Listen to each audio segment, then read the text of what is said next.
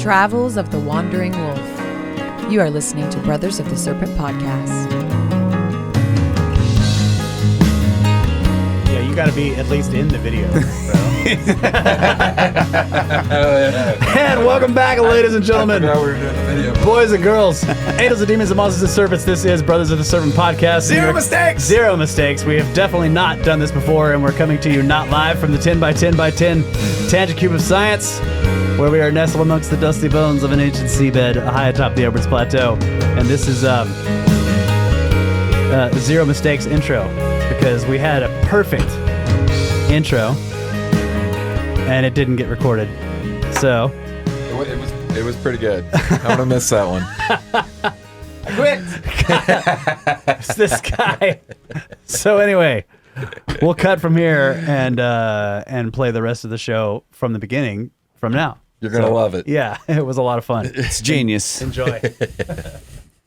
Yeah, thanks for having me, guys. Yeah, so we first hung out in Austin looking at cart ruts, but first I want to, and we're going to talk about that, but first I want to ask you, like tell us about yourself, your channel, and how did you get into this stuff? Yeah, absolutely. Kind of the short version was I was working a dead-end job, just unfulfilling job. Yeah. I hated. And, I felt like it was like literally killing me, just to make it through a day of work. And I ended up leaving, taking a year off. That year turned into 2 years. I started traveling, which is something I've always loved and was interested in. And I'd been kind of on this path of just learning about things that, like what I'm filming and doing with the channel, exploring history and stuff like that.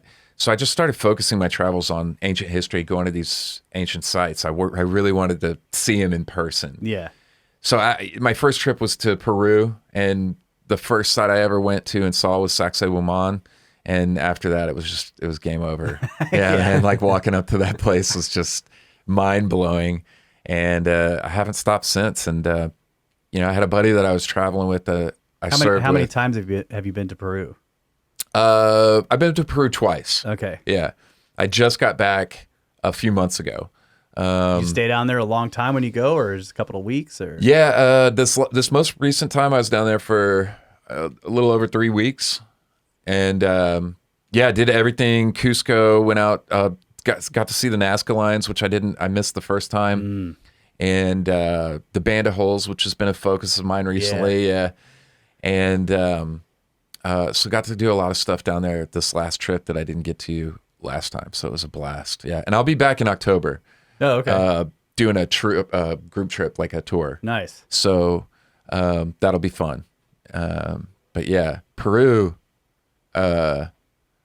most places I try to go to and then focus on going somewhere new. Peru's like, there's no cap on Peru, man. Yeah. That's just, Peru is just so full of crazy stuff. So, but yeah, that was the first place, and I'm glad I went there. It's an easy trip to do from the States, and that just really kicked it all off. Yeah. Yeah.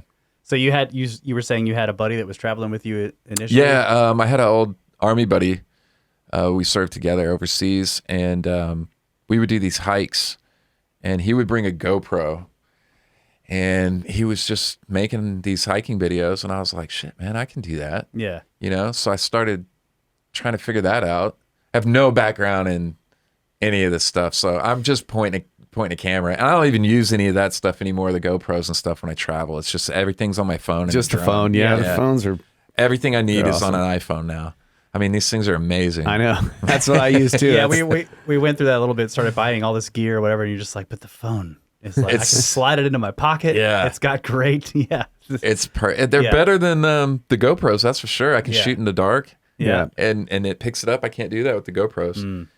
And so it's just about now. It's just like and of course you can put the editing software on there. Yeah, and I can edit while I'm traveling. So it's like, it's great. But you can strap a GoPro to you when you're like snowboarding or something. Yeah, I'll bring a GoPro. You can. They make these. Strap it to your forehead. Yeah. You know what? I've really seen that I've been interested in are those the glasses. Because I run thought into of that. Yeah. I run into 3D stuff glasses? sometimes. Yeah, well, I've run into stuff sometimes where you can't film. And But if you just got the glasses on. you have the glasses. Yeah. I just was in That's genius. What kind Yeah. of what are Like they had Google glasses, right? The Google, what were they Yeah. called? Oh, epic fail. but the undercover type ones. Yeah, yeah. All right, I got to look these up. Let's Yeah. see. Undercover. Yeah, and Sneaky glasses. you want ones that are undercover, but they also give you like the what is it called? You want 4K. Augmented reality. Oh yeah, you see it so on. you can yeah. you have a heads up display in there, and Things have come a long way Yeah. in my time on this earth. I none of this stuff existed. There was no internet, no computers when I was growing up. Yep. Same here. I'm old enough to remember all Holy that. crap. No way. Not wild. $60 for a 4K sunglasses camera HD. Oh my Video God, wild. get two I of need them. Holy crap. I need them. Oh, I'm going to get the just nerdiest have- ones I can find. You have to have head control on that, because I try, with the GoPro, if you mount it to your forehead or whatever, you Oh, yeah, put it on the it's- helmet, you can't be like, oh, look at that. You have to suddenly Yeah, you have to be really you gotta aware. pan. Yeah, you have to be really aware. Yeah, I tried it multiple ways. I was doing it's interesting because I never made hiking videos or anything like Yeah. that either. But I got somebody gave me a GoPro, with a waterproof case and Yeah, some yeah. connectors, and I was like, this is kind of cool. Yeah. So I tried I strapped it to the front of my car. Yeah. And did some time lapse driving videos and I watched it. I'm like, this is cool. And then I did some people had some really remote property that hundreds of acres of really rugged, and they were kind of an older couple. I might have said this on the show before. They were kind of an older couple, and they loved that property, but they're too old to really explore it. Right. But they've had it for 50 years. I don't know, right? yeah, something like that. And so Kyle and I had done some work out there, just like road improvements and clearing off some hilltops or whatever. And we had, in the process of doing that, explored it a lot, and we were finding like some amazing places on this property that doesn't have any access, or you have to be climbing and stuff. Right. So basically, they were like, "Well, can you Can you do sort this? of show us these places?" And I was like, "Yeah." So I got a drone and I got a GoPro, and I tried multiple methods of hiking. Like, how do you climb through a canyon with the with a GoPro and get good footage Yeah. that doesn't make you sick? yeah. These have motion stabilization. Yeah. I don't even attach. I film like this, Yeah, and that's all I need anymore. yeah, But you're right. The GoPro's, far enough back, the stabilization wasn't good. So Yeah. you're just, it's real looks Yeah, bouncy. bouncy, My yeah. old footage is like that because all my first videos, because that's what I was filming. with, Right, yeah. Unless we had a stable shot in place. yeah, But yeah, now I just bring them for action shots. yeah, I didn't even bring them on the last two trips. Any GoPros. yeah. That'd probably be Yeah, the way I I do it. took action shots, but I did have we have the the Osmo Pocket. DJI gimbals. I have for the it, phone. and I've Oh, don't yeah, use that- it. Yeah, I just because but we were like off roading in Egypt in the desert. and how did that work? And so I just had this on the gimbal, and I just flipped it upside down and Yeah. extended it and hung it down next to the sand by the wheel. And it worked And well. got some great footage. of Nice. driving. Nice. Yeah. Yeah. With the phone, And Yeah. of course you're nervous because you're like, I don't want to Yeah, lose you don't this lose thing. that. Yeah. That's I would've way been way worse than less- losing a GoPro. I know. I would have been way less nervous if it's because the Yeah. GoPro could probably survive getting run over as well. If Yeah, it's in exactly. A case. But the phone, is just gonna, No. it's gonna disappear into the sand and be gone forever. I end up buying a new case for this every few months almost. This one's already cracked. You can see. What Oh, case yeah. is this? Some cheap case. Oh, a cheap case? Yeah, me Yeah. too, bro. I'm in the cheap case Yeah, game. yeah, bro. This is my case. Yeah. Yep. Now the only good thing about this one is it's completely closed in. So this is actually a case on the front. Is it waterproof? No. Okay. No. We got The phone Kyle. is, we though. got Kyle. The phone is fairly Well, it's water resistant. You don't want to like drop it and leave it, Yeah. right? But we got Kyle a diving case for his iPhone because Yeah. we went scuba diving in Egypt. oceanic and yeah, got- that's case. right. It's- You guys were getting certified last time we hung out. Yeah, we did. We did a bunch of dives in the Red Sea. We talked- Kyle that's- got some fantastic that's footage amazing. on the phone. Dude. Yeah. Hats we're off to down you like- guys. That's nightmare fuel for me. Oh man, it was amazing. I mean, I'll do it, but like that is like not my dude. It's awesome, bro. I think I'd rather jump out of a plane than go under the water. Okay. So it's just, Yeah, we did the second dive, in the first part, it's always this, it's the same. You go all the way to the floor of where you're going to go, and then you start working your way back up slowly. That's how most dives go. And the second dive we did, off the boat, like we're going down, I'm following the guy, we're along this cliffside and stuff, and I'm just like, this is awesome. And then my dive watch starts tapping me, it's like ding, ding, ding, ding, ding. And I look and it's like, you're below 80 feet, and I'm like, oh shit, you don't even notice. Yeah. Dude. Yeah. No, that I don't know. There's something about being in the like open water where I'm just like, I can't, I feel like I can't keep track of all 360 degrees. That's like, true, where's the threat? Yeah. And I've been in, I've done it. I've swam with like dolphins and whale sharks and different places. And I hated it. I absolutely hated it, but I did it. But yeah, there was one time I was down in the Sierra Cortez, and we were trying to swim with whale sharks, and I hopped in, and I'm falling behind because I've got a GoPro. Oh, okay. Right, so I've got this GoPro, and I'm sticking it up above the water. I'm swimming with one arm, and everybody's like getting ahead of me, and I look up, and everybody's following the group leader. She got her hand up. Dive master, Yeah. And so they all start turning around slowly, and then they all start coming right back directly at me, and I'm like, oh shit, like what? They must be following something, right? So I look down in the water, and this massive whale shark is coming directly at me. And I had enough wherewithal at least to stick the GoPro down in the water at it, but you can hear me on camera underwater go, and this thing, like, it goes right by me. I got the shot and immediately signaled the boat and was like, yo, get me the fuck out of here. Done. I'm done. Yeah, that's it. I got the shot. I'm good. Let's go. Yeah. I get it. I love it. I love the... So did you guys see stuff down on the floor, on the ocean floor? Yeah, I mean, it was, Coral reef. we were reef diving, so it was okay. like life everywhere. And there were some wrecks. There was a wreck. It was not that old, but entertaining to look at, just wreckage. And then there was a whole pile of toilets like they had been carrying. Then just dumped a whole pile of... One of the cargo was like a crate full of porcelain toilets. So there's just like a pile of shattered toilets and one that was sort of intact. So of course and I you're had just to, filming. I had You're to like, sit on it. Beautiful. Did you get a shot? Yeah. Oh, that's amazing. That's got to be your social media profile pic, right? Oh, dude, that's awesome. Yeah. Well, diving's a lot of fun, and the gear is amazing. You don't have you have your phone, and you don't need like all this professional gear because it's like professional grade. Yeah. At this point, it's it's really between. It's come down to now. It's really between. You can do everything that you need to do if you're trying to go be mobile, and which is a huge focus for me.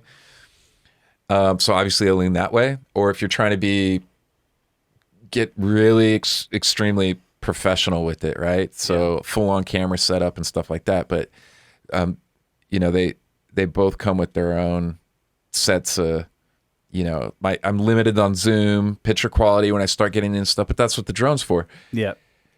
And if you're carrying better equipment, if you're carrying like, these tens of $1,000 cameras and stuff, right?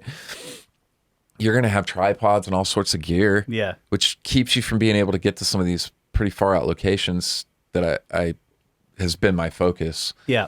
So just a phone and a drone and batteries, like chargers. Yeah. That's a must. So between that and an iPad when I travel, I can just do everything. Yeah. Another thing we got that we used this last time we were in Egypt is a little Bluetooth transmitter that plugs into the bottom, and there's two little lapel mics. Oh, you'll have to share that with me because they were not expensive either. It was like, I don't know, $80 to $100. Okay. But it's 2 mics, so we would be walking around a site, and I've got the camera we're videoing, and it's picking up our audio directly in the wind. It cuts the was wind just- out. oh, So that's been a huge Sounded problem great, for me. yeah. Yeah, is the wind stuff. And I've seen those. I think I just hadn't pulled the trigger on buying Man. them, but I that'd just be an bought- I upgrade mean, for me for sure. They were I don't know. I didn't even recognize the brand. Yeah. I don't know, but it Instagram. was cheap. I was just like, I'll just try it. And Instagram. You just shop on Instagram. It's like all this bullshit really? I got. I went through a phase of just buying bullshit on Instagram. I was like, that looks really cool. I'll do that. Because I don't know. When I started doing this, I didn't know what the hell. I have no background in any of this. No, Yeah. I had no background in film, no background in any of it. I barely work a computer when I started. So it was like, it was like, it was a steep learning curve. And I think you can really see that in my, if you go back and watch my oldest videos, which I've been thinking about kind of pulling off and redoing. But we were talking earlier, I mean, standing in front of the camera, I'm, like, I might. Reading the and script. Today. Yeah, well, it's- I don't know what to do with my hands. Yeah. So, I try to keep things as simple as possible. When I'm traveling on locations, all that stuff fits in a bag like this, Nice. a camera bag, with padding and stuff. And so that makes it really easy for me to, some of the places I'm going out, I'm hiking around and, climbing Yeah. stuff to get to places. And so it's really ideal to have it all in just one small bag. Yeah. So I got to carry sometimes food and water too, or a jacket or rain gear. But yeah, it's been really nice, the advancements that have been happening Yeah, just for the sure. last several years. Yeah, I mean, even in Egypt, there's some climbing that we've done. I wouldn't want to have to carry No, anything, not even a bag. Just going through the tunnels and some of the pyramids is yeah. You don't want to be You're- hauling a tripod and you're in like this awkward half crouch. Yep. That just breaks Try your hauling a back. child through those tunnels. Did you? Yeah. Oh, wild. Yeah, Yeah. I helped carry her out of one, and I was like, "Yep, that's hard." Yeah, that was Tough. really tough. Yeah, Yeah. Lila went through the entire Great Pyramid. Pretty Yeah. much. Really? Yeah. That'll break that. I Golly. came out of that feeling it for sure. yeah. Well, she can stand up. Oh yeah, there you go. Yeah.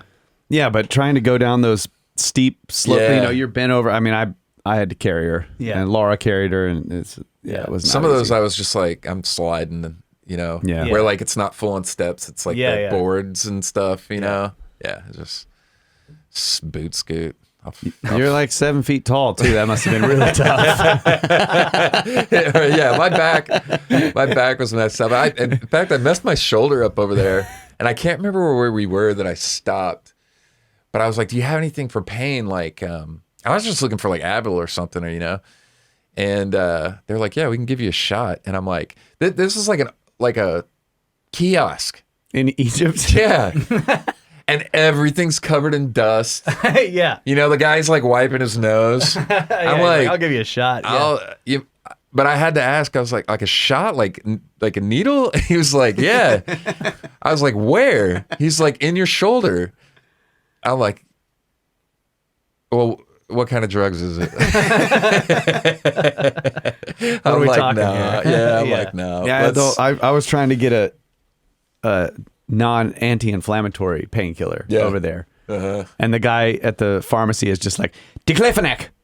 And I'm like looking at it. I'm like, what? I looked it up. I'm like, no, this is an anti-inflammatory. No, diclofenac. You're like, I was just like, bro, I don't want it. luckily, He's like- my cousin travels with me a lot when I'm going places, and he's an anesthesiologist. He works in the medical field, and so I've had that experience where they just try to give you whatever, and I just give it to him. He looks at it and he's like, "That's not what you need." Yeah. Yeah. I'm like, "Awesome." Yeah. For sure. I mean, like you look it up and the first thing it says is anti-inflammatory. I'm like, I can't. And they're insisting that it's not. You're like, you show it to them, and they're like, "That's wrong." Yeah. Okay. And you start questioning yourself. You're like, Yeah. "Is this?" I mean, I don't actually totally trust Google, so maybe. Yeah. yeah, traveling can be wild. Yeah. So we first met up to go look at the one set of cart ruts in Austin, Yeah. near where you live, and this is the thing is like this is in our backyard, and I've known about them for years. We've both known about them for a long time, and we've just never gone. And then I saw you mention them on Twitter one time, and I was like, you know what, bro?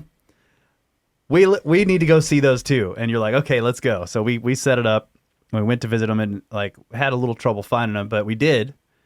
It was a terrible day. Weather was fun. Yeah, it was. It was, wasn't it? Freezing Yeah. cold and raining. Yeah. But we did it. those were legit cart ruts. I mean, like that. In fact, Kyle, it was you that stuck your hand all the way down in one, right? Like you got We dug a good them out. foot Yeah. There's I have in to, that cold water, man. Yeah. Yeah. I need to go look up that footage. Yeah, they're strange. It doesn't make any sense. I don't know what to think of them. Yeah. And So you've seen the ones in Malta. yeah, so I just got back from Malta and documented like well over a dozen sites, Yeah. cart rut sites there. And There's some in Turkey I want to go see too. yeah. And Italy. I was over in Italy also, in Spain. There was some I was in the Canary Islands also. And there's some there. So they're all over. There's a site in Austin and a site in Round Rock. We saw one of them together. I still haven't gone to the Round Rock Yeah, we one. need to go to see that one too. And there's other sites here that I've been made aware of now in Oregon and Tennessee that I'd love to go check out. And they are exactly similar to the cart ruts in Malta, specifically, in a lot of different ways. And what I'm hoping to do is, I was actually able to LiDAR all of the sites that I visited or in iPad Malta. LiDAR. Yeah, with the Polycam. Yeah. And so I'm just waiting for because it's been kind of wet. We've been getting a lot of rain, so I'm just waiting for the water levels to go down. And, it might be into summer before that happens, but to go back and do the same with the Austin and Round Rock sites and make some comparison, because we're actually, I'm working with a buddy of mine, Sean, and he's plugged all this into break down all these specific details on these cart rut sites, like exact measurements between the grooves, exact depths with all the scans that I did. And so I'm really looking forward to, once I get the scans done of the sites in Austin and Round Rock, I'll really be able to start making some comparisons with actual like solid data from these LiDAR images. Have you seen some of the ones in Turkey in the Phrygian Valley? Yeah, and Some of those are similar to what we saw in Austin and what I've seen pictures of in Malta, in that the wheel ruts are narrow and deep. yeah, But there are some that look like that it was a vehicle with fat tires. oh yeah, I mean, they're wide and they're still deep. And there's also there's a few, and this is again, hopefully we're going to go next time we go to Turkey. Kyle and I've been arranging stuff with Ben for a new Turkey trip. And we were talking to Ramazan, the guy over there that we work with, and I'm like, bro, I got to get out here to see these things. So hopefully we're going to go. But one of the sets I really want to see in that area is that there is a set of wide cart ruts. They're very well defined, right? Very well preserved, I guess how you would say it. And at the upper edge, where the ground is flat, where the rut begins, there is this wave pattern that's very distinctive of like a splashing liquid material as the wheel goes really? through. Yes, you can see it like this, and it's like the idea that this was cut by multiple carts going over the same area, in other words, dug through stone by cart wheels, or that it was carved. Maybe it was carved and they made this beautiful pattern along the side of it, but you can see it. There's like this splash wave. yeah, It's preserved in the stone, and I'm like, and then there's other ones where whatever made this rut left scrape marks. So something above where the cart or where the wheels were left scrape marks along a cliffside. yeah. And you're just like, okay, this is for all the similarities, there are quite a lot of differences. Some of the, especially in Malta, some of the sites are very extensive, right? You have some sites that are pretty small, and then other ones that just take up an entire side of a, hill or mountainside. So you probably went to Clapham Junction, right? Yes. Yeah, that one's just. And it looks like a rally race took off from there. Yeah, right. That's the one on the side of the hill, right? I hit I don't know. It looks like they named it that because it's like a train yard. There's so many. tracks. Yeah. So I'm pretty sure I visited so many, and you got some photos too we can pull up too. Yeah. The interesting thing about that site is it gets to a point where they all make this big curve into like a U-turn. Oh. And do you want to pull up photos right now? These are mine. Oh yeah, sure. I can get rid of this. Should be able to. And I'm pretty sure I remember exactly which one's Clapham Junction. But it. Where do you want to go? Just cart ruts there. Okay. And then Austin, Texas. Well, let's look at the Austin ones. Yeah.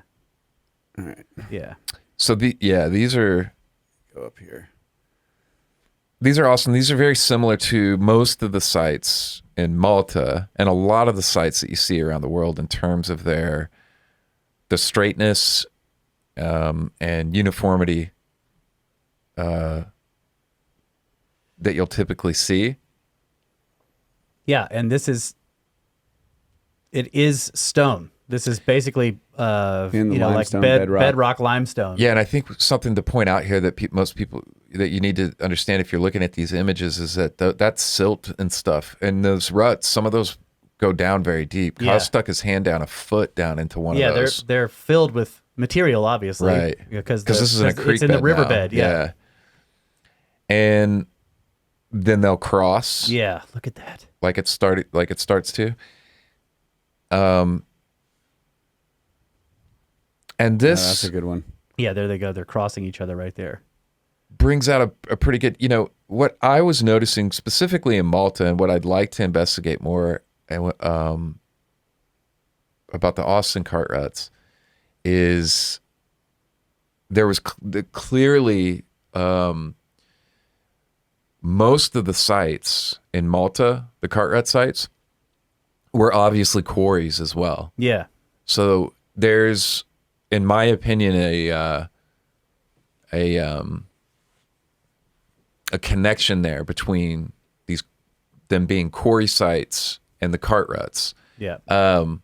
Could they have had wooden rails installed in them or something? Yeah, I don't know. I thought about that for moving and stuff because Yeah. the quarry sites are all either, part of the cart ruts or directly next to them. And when I say directly, I mean like immediately next to them, within inches. Some spots. There was a guy, I don't remember his name. I read this a long time ago. He had put a whole website together that he was talking about the Malta cart ruts, and his proposition was, okay, so there's multiple parts of it.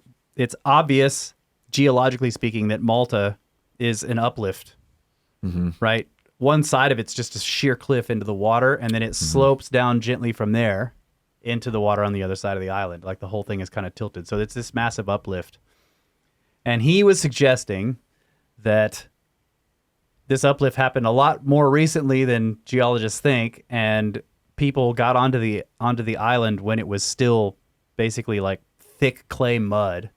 And they were peeling up enormous chunks of this clay and making temples out of it when it was still soft. And they were leaving the ruts so, and he's like, he was showing, I don't have pictures of any of this, but he was showing like some of the megaliths that make up Gigantea and some of these other, and they're like these weird wavy, and he's like, you can imagine this is a giant slab of semi-hardened clay.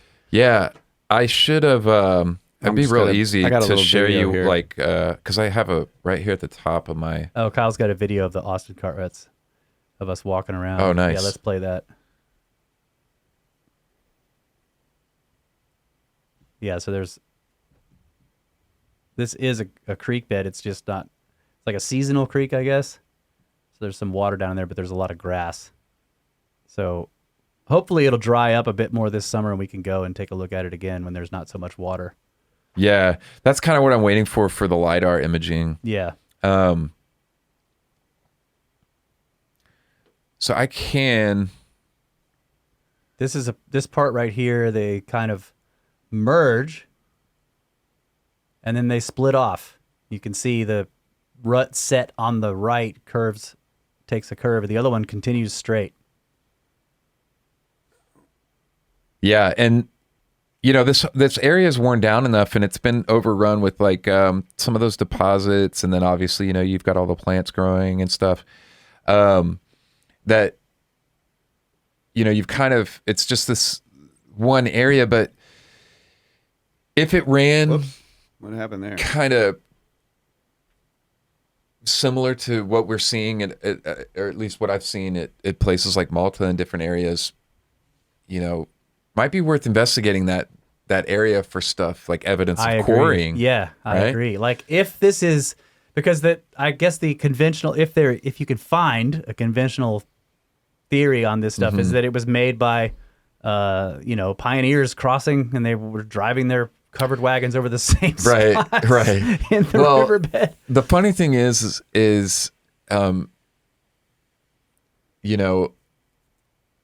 I have some pictures that I was putting out on Twitter recently of cart rut sites, and then dolmens in America, and just dropping one picture of the dolmen in America with 5 other pictures in a shot with dolmens around the world, and the same with the cart ruts, right? Can you tell me which one is the American one? The American one, and nobody could, right? Well, somebody asked me the question, well, how do you know if it's a dolmen or not around that one question? I said, well, is it in America? Then it's not a dolmen. Right. That's if is it in America? Then it's not a ancient cart rut. Right. So everything is explained away in America, even though we have comparable stuff that even experts couldn't, if they were unfamiliar with the pictures and the sites, couldn't distinguish. Yeah. Right. But if it's in America, then it's written off immediately because we have the dolmens are glacial erratic. The glacial deposits. erratics, Yeah. right. And the cart ruts are all made from the 1800 wagon wheels. Exactly. Yeah. So don't investigate into that any further. The science is settled. Yeah, man, dude, your idea of like, okay, so in Malta these are associated with ancient quarry sites and temples, right? Like the possibility that there's something like that associated with these cart ruts in Austin is an amazing idea. Where do they go? That would be humongous, right? Yeah. Because if you could establish that there was a quarry there, then you'd have another piece to kind of make a connection. Yeah. And Quarries has been, as I've been traveling the world over the years and going to all these different places, Quarries for whatever reason has just all of a sudden become this fascination of mine. Yeah. I don't know why. I just really like finding quarries now. But I agree. There's a quarry in Kana in Lebanon. We went to this site because it was supposed to be. We were, down at the border of Lebanon and Israel by Tyre in Kana. Not by Tyre, Kana. And the site that we went to go see was supposed to be where Jesus turned water to wine. The site of performance of his first miracle. So it's like this holy site, right? So we stopped in. It's down the side of this cliff. But as I was walking, I'm like, this is a freaking quarry. Like the path goes by it all. Nobody's paying attention to any of it. And there's this ancient quarry there. And I'm geeking out over that. Yeah. I'm down there for an hour. We were just going to see this thing and go. And, going to some of these places, for whatever reason, it's just worked out that way for me over the years, is just visiting some of these quarries like Yangshan, Aswan, Baalbek, the Quarry. Just visiting all of these ancient quarries around the world has been really fascinating to me. How are you going to see Yonaguni if you don't dive? Man, that's I'm probably gonna a do quarry. it, but and interestingly enough, I did a picture after that in the comparison shots folder. Yeah. The Do you want to use this? yeah, this is Yeah, we'll take a look at this and we got to take a break. okay. This is what got me blocked. Oh, my bad. I need it back. This yeah, this is what got me blocked by Dibble. My keyboard shortcuts are not working anymore. It's gonna be that one, I believe. One here. Wow. This is your quarry comparison? This Yonaguni, these two shots at the top, and all the rest are different quarry sites around the world. Yeah, that's what I say. The quarries, bro. Come on. And so, you know, I maybe even the tweet's in here somewhere, but yeah, I see. So Yonaguni at the top. yeah, but these two are that one is in Peru. Is that the black and white one? And then that's Aswan. That one's in Egypt, I believe. Okay. And I think that's Turkey. That's Peru. That's that one's Peru. That's across from Sacsayhuaman. Yeah. And this is in Israel. And So what was this one again? I don't remember the name off the top of my head. That one's in Egypt. Okay. Man, which quarry is that in Egypt? Right? Yeah. I you have it sure? saved. You know what? And you know what I did was I uploaded the pictures without the names on them, which would have been really helpful. Yeah. But Yonaguni. It looks like a quarry. Yeah. I've seen It's enough not a of them structure. now. It looks like a quarry. Yeah. Yeah, to kind of, be able to place that is very similar and familiar to a lot of these other sites around the world that I've been fortunate enough to visit. And I just really thought, during that debate between Graham and Flint, that the level of writing off some of this it was wholly representative of a lot of the attitude in the archaeological community of just outright dismissal of some things. Yeah. When it's actually staring you in the face. I don't know how you look at that and call that. You can call it whatever you want, but I don't know how you look at that and say it's not worth having a few more dives and checking it out, right? Yeah. But If it's natural, that is got to be one of the natural wonders of the world, right? Like, how did nature build that? yeah, I like how there's it's stepped. Yeah. But that's what you see as you can tell in the other pictures at other quarries for processes of removing blocks and stuff, working up in this accessible way. It just all I'm trying to say, and we do need to take the break. All I'm trying to say is like the to me, when you look at that, it should be that if we're going to make an assumption, you assume that that's probably man-made. Yeah, and then that's where I would. And you say, but it could be natural, but if so, we need to find really good evidence. Yeah. And then explain why. But it's the opposite. Right. They're like, no, we're going to make the assumption is that it's natural, and you need to prove that it's man-made. I'm like, no, dude, that's the other way around. Right. But the reason they don't like it is because it's underwater. Yeah. And based on That's water why levels, I it don't makes like it. Yeah. That's why you don't like it too. It just like the fact that the sea is over it and it's pretty far over it makes it too old. Right? And so they're like, no, it's natural. Yeah, you're hitting too many boxes that would have to change the narrative that's in place currently, right? So which kind of brings us, and I won't go into it, but kind of brings us into that what we were talking about, like the land in Malta. Yeah. Because that's the time that I spent in Malta, my impression was this wasn't always like this. Right. Like this, something happened here. I felt like that island had sunk or somehow, right? Like there used to be more to it. Oh yeah, because the water came up. Right. Yeah. 400 feet, right? There's car ruts that go down into the bay. Yeah, right? exactly.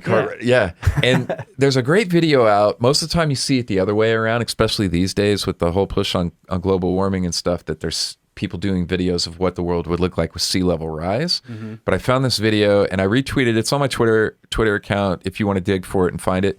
But a gentleman did a video on if the waters were lower by 1,000 meters or something. Yeah. And you start to really see all of these places that we're looking at, like Yonaguni and Malta and stuff, start to be revealed in a way that makes a lot of sense, right? Yeah.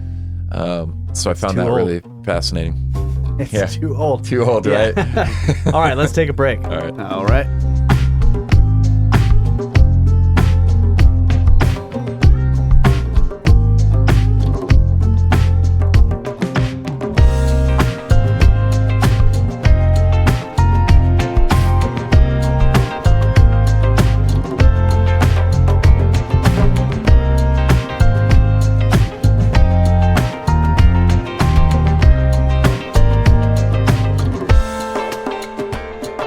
And we are back, ladies and gentlemen. I don't remember where we were going. Are we going to Malta? We're on Malta. Were we on Malta? Yeah.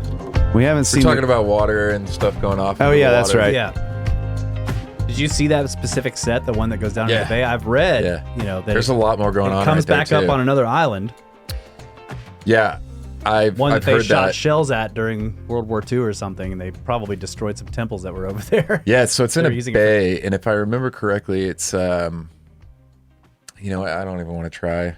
I can't remember what the bay's name is, but yeah, it's in a little bay. Yeah. But there's a lot more going on over there, right there too. I was posting about it, and Hugh Newman pointed out that there was a lot of newer stuff there, Roman type changes to the stone in that area too. But there's a lot of different carvings. But yeah, you can. There's like it's called a highway, but it's just a regular road. Okay. And they built right over where they kind of come up on shore. But yeah, really interesting. There's car ruts that just go off the sides of cliffs. Yeah. What? Yeah. Yeah, they just end at a cliff, Yeah. right? Now that site is really interesting. That 'cause- is weird. It Yeah. implies like some kind of geological event. Flying carts. Obviously. flying carts. Yeah.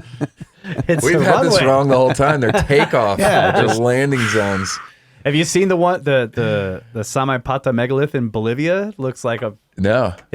people call it a cart rut, but it's not. I'm pretty sure this one's been carved, but there's this huge megalithic stone. Or not megalithic, it's a natural outcrop of rock up on this mountain ridge. Okay. And somebody had a Where's long it time at? in Bolivia. It's called the Samipata megalith. I don't know look it up where, but yeah, somebody went a long time ago and carved it into this crazy configuration. And on the top is I don't know this how to spell it. SAMA. Whatever. I'm misspelling it real bad. Yeah, there you go. Bolivia is one of my favorite all-time trips that I've ever taken. Yeah, go to Bolivia was nuts. There it is.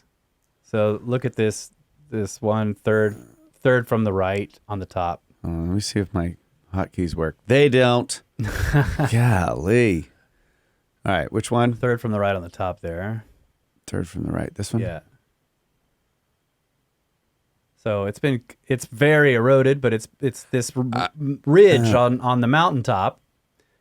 Yeah, just click on any of those other ones there. Like that one's got a circular. There's like crazy formations, but okay. So in that picture, all the way in the back, you see that? Yeah. Oh, yeah. Yeah. So go down. Yeah, right there. So the one to the right Why of is it, that so to the above left, it? to the left of it.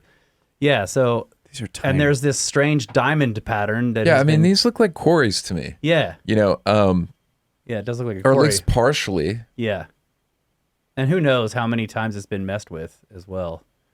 Because look at that one. Yeah, look at this. It's just weird. So that looks more It's cut. similar to what I was looking at in Canary Islands. But yeah, to the left there in that shot, that looks very Which one? quarried. Oh, in the main In the picture. picture, he's talking about all Yeah, that. let's Yeah. check this out. Let's zoom in on this Yeah. bad boy. So see the strange Wow. diamond pattern that's been cut to Oh, either yeah. side of it. It's definitely, this is carved, right? But Yeah. it also looks like machinery used to be mounted there, right? You got your moving track crane or something. I don't Yeah, that's know. wild. Yeah, I want to go see this thing. I've never even heard of this place. How dare you have never heard of this? There goes all my credibility. I mean, there's places like there's just Wow, that is wild. Yeah, and look at how rounded. I mean, if these it's were heavily cut, eroded. they weren't cut rounded like this. I would imagine they were. They A would lot have of been these straight. places, you have to assume there's a mixture going on of natural weathering and erosion along with with the working of the stone. But they look like there This was is a groove interesting. over to the left as well. Yeah, this See one that? here. Yeah. Those look like natural fractures in the rock that Yeah. have been eroded away over time because they were exposed by the quarrying. I mean, I It's don't very know. interesting. Yeah. What part of Bolivia is that? I have no idea. I don't know. But yeah, it's a strange sight. I would like to go see it. God, that is And when you wild. look, I found a 3D model of the whole thing, and it is just strange looking. Like the whole thing, it's similar to Yonaguni, an outcrop of rock like this. Right. It's been cut into all these strange forms. It doesn't Yeah. look like a structure. It looks like a giant machine was plugged into the mountain right there. You got these, Yeah, it's wild. but yeah, it's just similar to a quarry Yeah, as like well. yeah, that's very precise while the rest is not. Yeah. Um, Yeah, and there are these weird alcoves on the sides, but incredibly it's old. definitely natural. Yeah, this looks so natural. So moving on. Yeah. All right. No, I just yeah. Yeah. All right. Yeah. Boring. forget Boring. about that. Yeah. So, I like that one because it's not underwater. yeah, we can go look at that. Yeah, go one. look at yeah, it's the opposite of underwater. It's on top called of- subaerial. it's on top of a mountain. So, so the idea that the cart ruts in Malta are associated with quarries is interesting because, like, here again, we have this set of ruts, and it looks like a quarry as well. But those ruts don't go anywhere. They don't. Right. Now- and this is the reason I brought it up, because you guys were talking about they're actually flying carts. Let me, The way it ramps up like that, it looks like you just switch over to it's a this. launch pad. It does, doesn't it? Yeah. Show us your ruts. All Yeah. right, let's see. Let's see what you got. Show us what you got. Try to show you the one that Double click. goes off the. It's not really a tap. It actually you have to push on it like a Okay, click, all like right. a click like a mouse. Oh, now this is great. So this is at the site where the cart ruts go off the cliff. That's wild. Yeah, look at But- those, man. You can see the quarrying. Now, where I really want to point your attention to is the bottom right picture. See how those stones that are the main thing in frame there look like they're being Squared cut out. out and Yeah, they're being squared. cut, yeah. Right. Okay. Well, the top right of that picture in the bottom right corner, that's that continued cart rut. And what Yeah. you can't really see, and I think I may have another picture that shows you, is that cart rut continues on right at the bottom right corner of that picture. Okay. So it literally goes It right goes through past the grass. hmm Now this piece over to the bottom left, that's a whole cutout area, which is right behind these other stones, right? Okay. Now that top right one, that's closer to the ledge. In fact, you can see the ledge. It's just the perspective is kind of hard to tell, but Yeah. where the rock's in there at the top of the frame, that's the ledge. But you can see across the quarry where it really weathered down, where there's blocks have been removed, right? Now, You can zoom in and use the mouse pointer too. this on is this is a fairly unique cart rut with the spacing and stuff in between. Yeah, I was noticing. So they're that. like breaks. It kind of looks like a railroad track. Yeah. Huh. Well, which most cart ruts don't look like that. This is not typical. Okay. Another question I had, is with the idea that these were, so that especially when you read the explanations from Malta, it is an animal drawn single axle cart, right? 2 wheels with the things going out, and you got some kind of beast of burden pulling it along. Right. And I always ask, well, where's the animal track? Right. You know, Yeah. in the middle, if the cart was digging deep ruts, Right. where is the trough that the animal walked in? And so this is, you know, a series of squares in the middle there. I mean, you wouldn't say that those were footprints from an animal, but No, clearly not. yeah. Now, oh shit, I lost my train of thought. Oh, sorry. No. It was building on what you were saying. Single axle Oh with the yeah. animal. So if you go back to the folder, I think I uploaded this. Yeah, it's that picture right there, not the folder. That picture.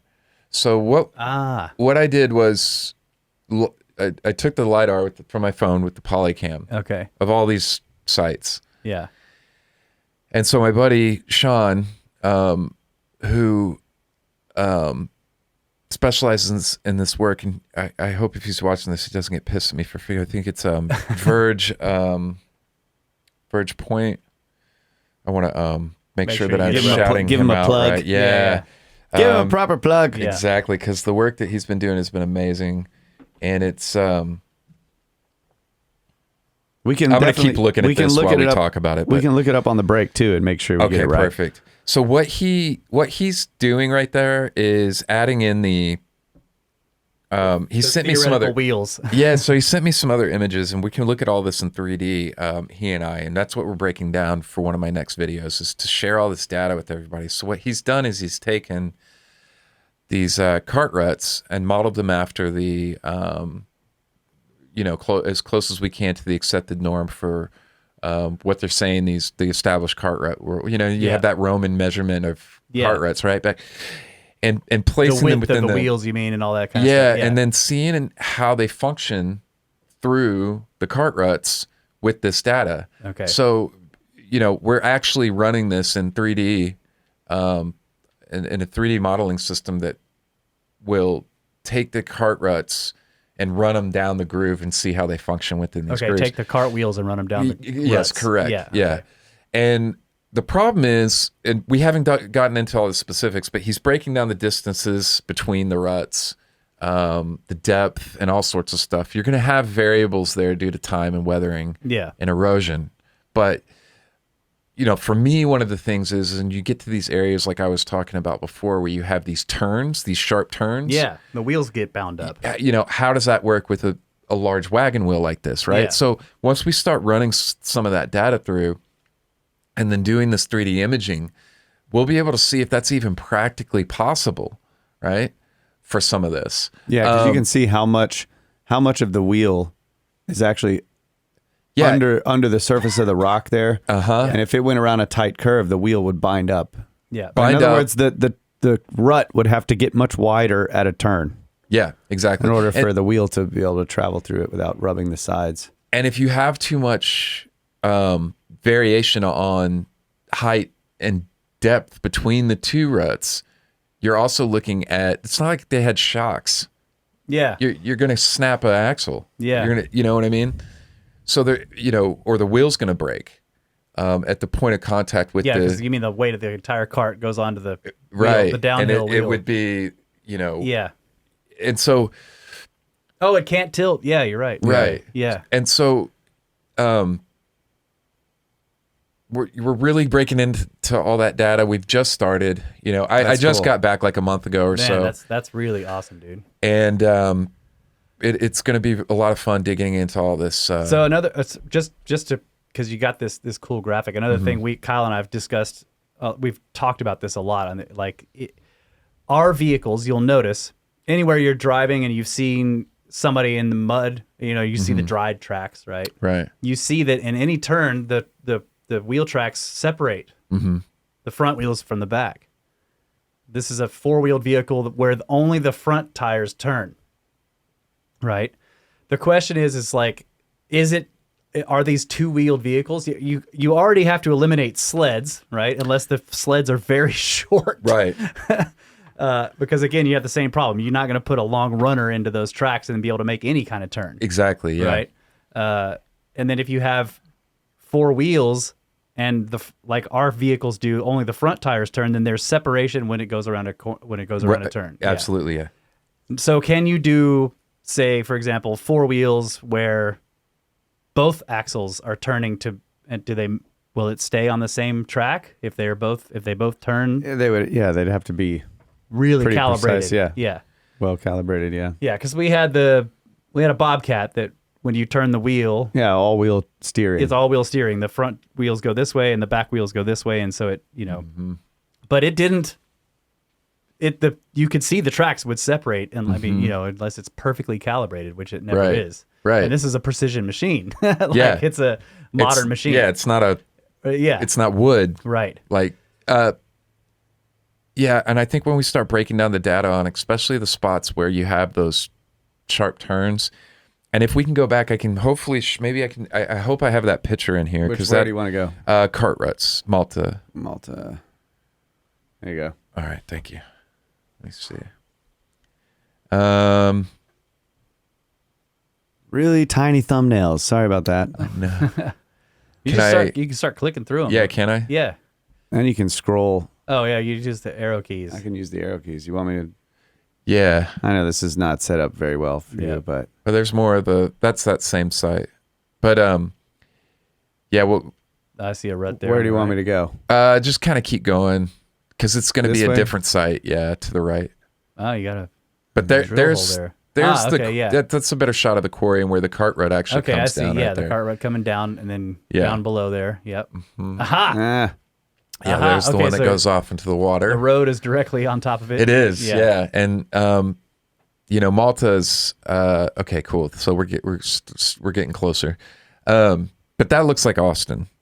Yeah, it does. You're right. It looks like the. Now this is the site with the curves.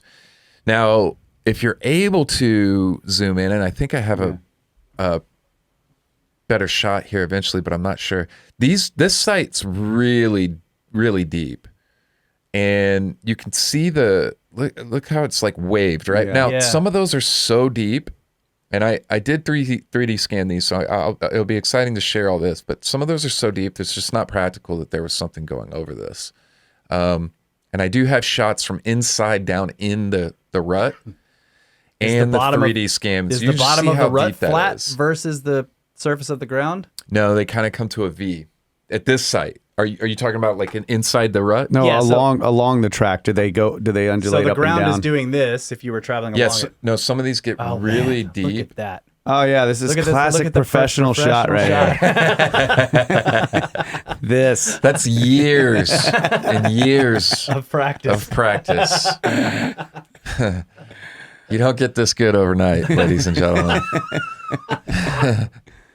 So, Wow, look at that. I mean, God, look at that. but the space, the rock in between gets so deep on some parts that it's not navigable. I don't care. I don't need the data. Yeah, you mean the protrusions of Right, the rock? and It's like, yeah. and it's not exactly this. It's further down, but there's a spot there where there's no practical way any kind of wagon would have gone down this because the center part is just too high. Okay. yeah, and it so actually it would have looks been hitting the stepped. axle. Yeah, 100%. So and I don't need any data And that is a great shot. or anything for that. You can look at it and simply see because that's how high the center point is between the cart ruts. And this isn't a great shot to show that, but I'm from when I was there. Now I'm working on the drone videos as we speak. Like Okay. I'm going to start releasing drone videos of the cart rut sites, all the sites that I droned over the coming weeks. So there'll be some content for people to look at as the drones.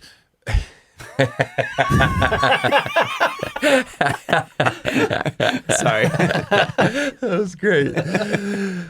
But Yeah, look I'm at really that. excited Oh my to dig God. into the 3D modeling and everything. Yeah, that's cool. But look at that. The surface on the interior of the rut looks just as heavily eroded as the surface of the stone outside the ruts. Right. Yeah, this. But you can see that there is a base level there, right? It's not like it eroded away. It still has its structure, Yeah, yeah. so to speak. What are we looking at here? What's this? Man. Now, Oh, this is cutting. I Yeah, mean, I you can can see see the that. chiseling Yeah. marks yeah, there. yeah, yeah. And that I think we're getting into some of the shots that show it more clearly, just how far. Now we're on it. That's a different site, so Okay. I didn't upload it, I guess, but That's you'll all be right. able to see it in the upcoming footage for with the drone videos and stuff. But yeah, There's that's another definitely- cutout that's very definitely similar quarried. Yeah. to the other site in terms of the quarrying. Yeah. You want me to keep going? Sure. Yeah. Yeah. See, these are I'm just kind of running this folder I put together is kind of a highlight reel. Yeah, look how it passes through these All these yeah. Right. changes. Yeah. And what you can't see is that directly to the right of this is just an apartment complex, and this is right by a bay. Also, there's water on the other side of the apartment complex. It's just a strip of apartments, but that's somebody's backyard, basically. God, look at that. That is wild. And then what is this down? So if you scroll down a bit, right there, are those cobbles or bricks on to the right there? What is Yeah, that? on the right there's- side. Yeah. It kind of looks like it's just kind of Yeah. broken off. Yeah. There's- I don't know. But right behind this point here is where that square was. That was clearly quarried area. So hold on.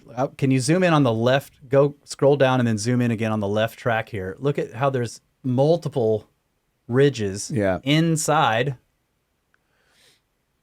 I mean, Yep, this there's is a little just- ridge there. Yeah. There's one. So you can see obviously here. there's even differences in the shape of the ruts. Yeah. Right.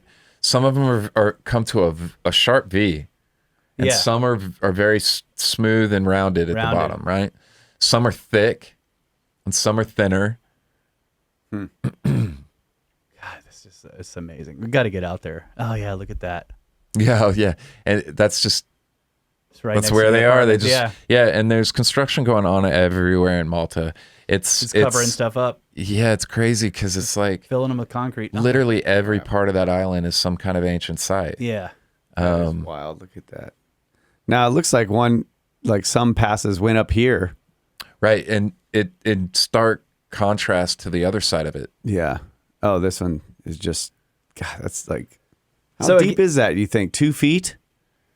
This over here. It's 3 fairly feet? deep, at least a foot. A foot. Okay. Can't So tell. it's like, again, you start if. Yeah, Are we but- talking about vehicles or were these cut for rails? Right. So I almost, the thought, what's kind of been working in my head as I've been exploring these different sites around the world is, they cut these cart ruts in as a means of moving quarried stone just immediately off the site. Not long term to wherever they were ending up going, but just immediately off the site almost. Yeah. So this is So- quarry infrastructure, is what you're saying. Yeah. So, right. Yeah, exactly. It's not to transport it to wherever they were building it. This is just part of the quarry process. Like, okay, Yeah. we're cutting the blocks. We need to store them somewhere while we're cutting more blocks. Right. Yeah. And, I'm not married to that idea, but that's kind of what I've been working on in my head for, Okay. the last several months after visiting Malta, especially. And, because there haven't been many sites where I haven't, found just easily identifiable quarrying, Okay. right? So they seem very much connected to me, Yeah. At least on Malta. right? No known quarry in Austin. Not known, right? No known. So that quarry, would be yeah. And Round Rock. huge. Doing a little bit of investigative Yeah. work and discovering that there is evidence of ancient quarrying there. Yeah. That was the first site that I went to. Is that a drone shot? Yeah. They let you fly drones there, huh? They don't mind. I don't usually ask. This one Forgiveness, has some not weird. permission. I've tend to live by that motto. Yeah. Because Okay, I see Look- what you're pointing out there, Kyle. Yeah, there's some kind of weird yeah. pattern in the middle of this one. Yeah, look at that. yeah, there is. But droning is permitted there in Malta. Okay. Yeah. Don't do that in Egypt. Yeah. Oh yeah. I don't know if I even brought my drone to Egypt. Don't bring it. Yeah. Yeah. I don't think I did. The cool thing is that most places that you go, you can just pay off whoever. Yeah. Well, it's possible to get a license to get drone shots in Egypt. It's just you just have to do that. Like if you show up at customs in their airport with a drone, they're gonna take it. Yeah, all that you're running the mouse over right now, these are cut out sections. So that's worked into the stone. Yeah, including that circle. That looks like they were planning to take this like a block out of here. Right. Or maybe that's an overcut of a block that they took above it. Right, yeah. Because you have to cut below where you're actually, But that's the cliff edge too. Oh, yeah, over here. But again, like let's go back to this idea that this has to do with moving stones out of the quarry. Why do they all overlap each other and they kind of seem haphazard? The cart ruts is, it's a good mystery. Yeah. They look like people were randomly driving something through mud. That's really what it looks like. Yeah. Especially when you see a rut that has multiple sets of grooves in it, right? It looks like several people were driving in the same rut and left slightly different grooves in soft material. Not super soft, but... I think the thing here that's really interesting is that we these cart ruts, specifically in Malta, have been dated back thousands of years. Yeah. Right? And so, But how do you date them? Yeah, I don't know I how think they're they've making done assumptions. that. Yeah. But there is a difference between stuff like this and then what you see, for example, at like Pompeii. Yeah. And finding some kind of connection. There's been a huge focus on my work lately on finding connections in North America, to kind of help shift the narrative of, like we were talking about before with these glacial erratics. Yeah, the dolmens and some of the stuff and the cart ruts.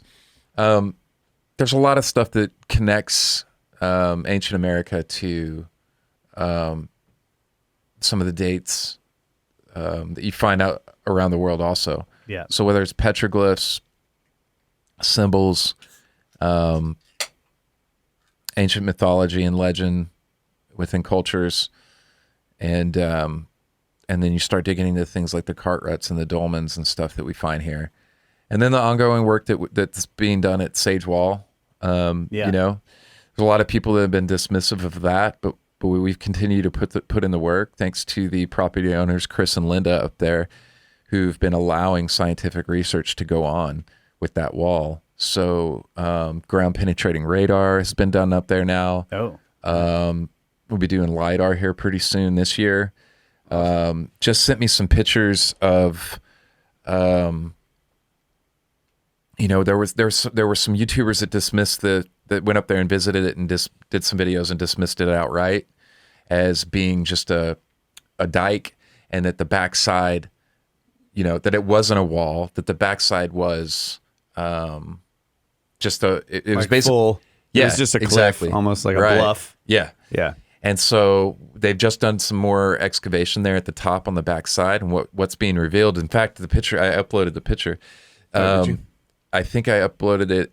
It was the two that got added into the comparison shot folder. All right. And so what's being revealed on the backside of that wall up in Montana is that it actually is it's showing that it might be a wall. Might not be what they're saying. It might actually, there we are. So this is what's being shown on the backside now. Let me pull it up here. Wow. And that looks like blocks. Yeah. Right? So if we... Very, very old blocks. Is that granite? It looks like and it, it's... I mean, if it's the mountains of Montana, this is granite. Yeah, and it's in the Boulder Batholith region, and it has some very interesting... The rock is magnetic. You can put a magnet on it, and it sticks. What? Really? We found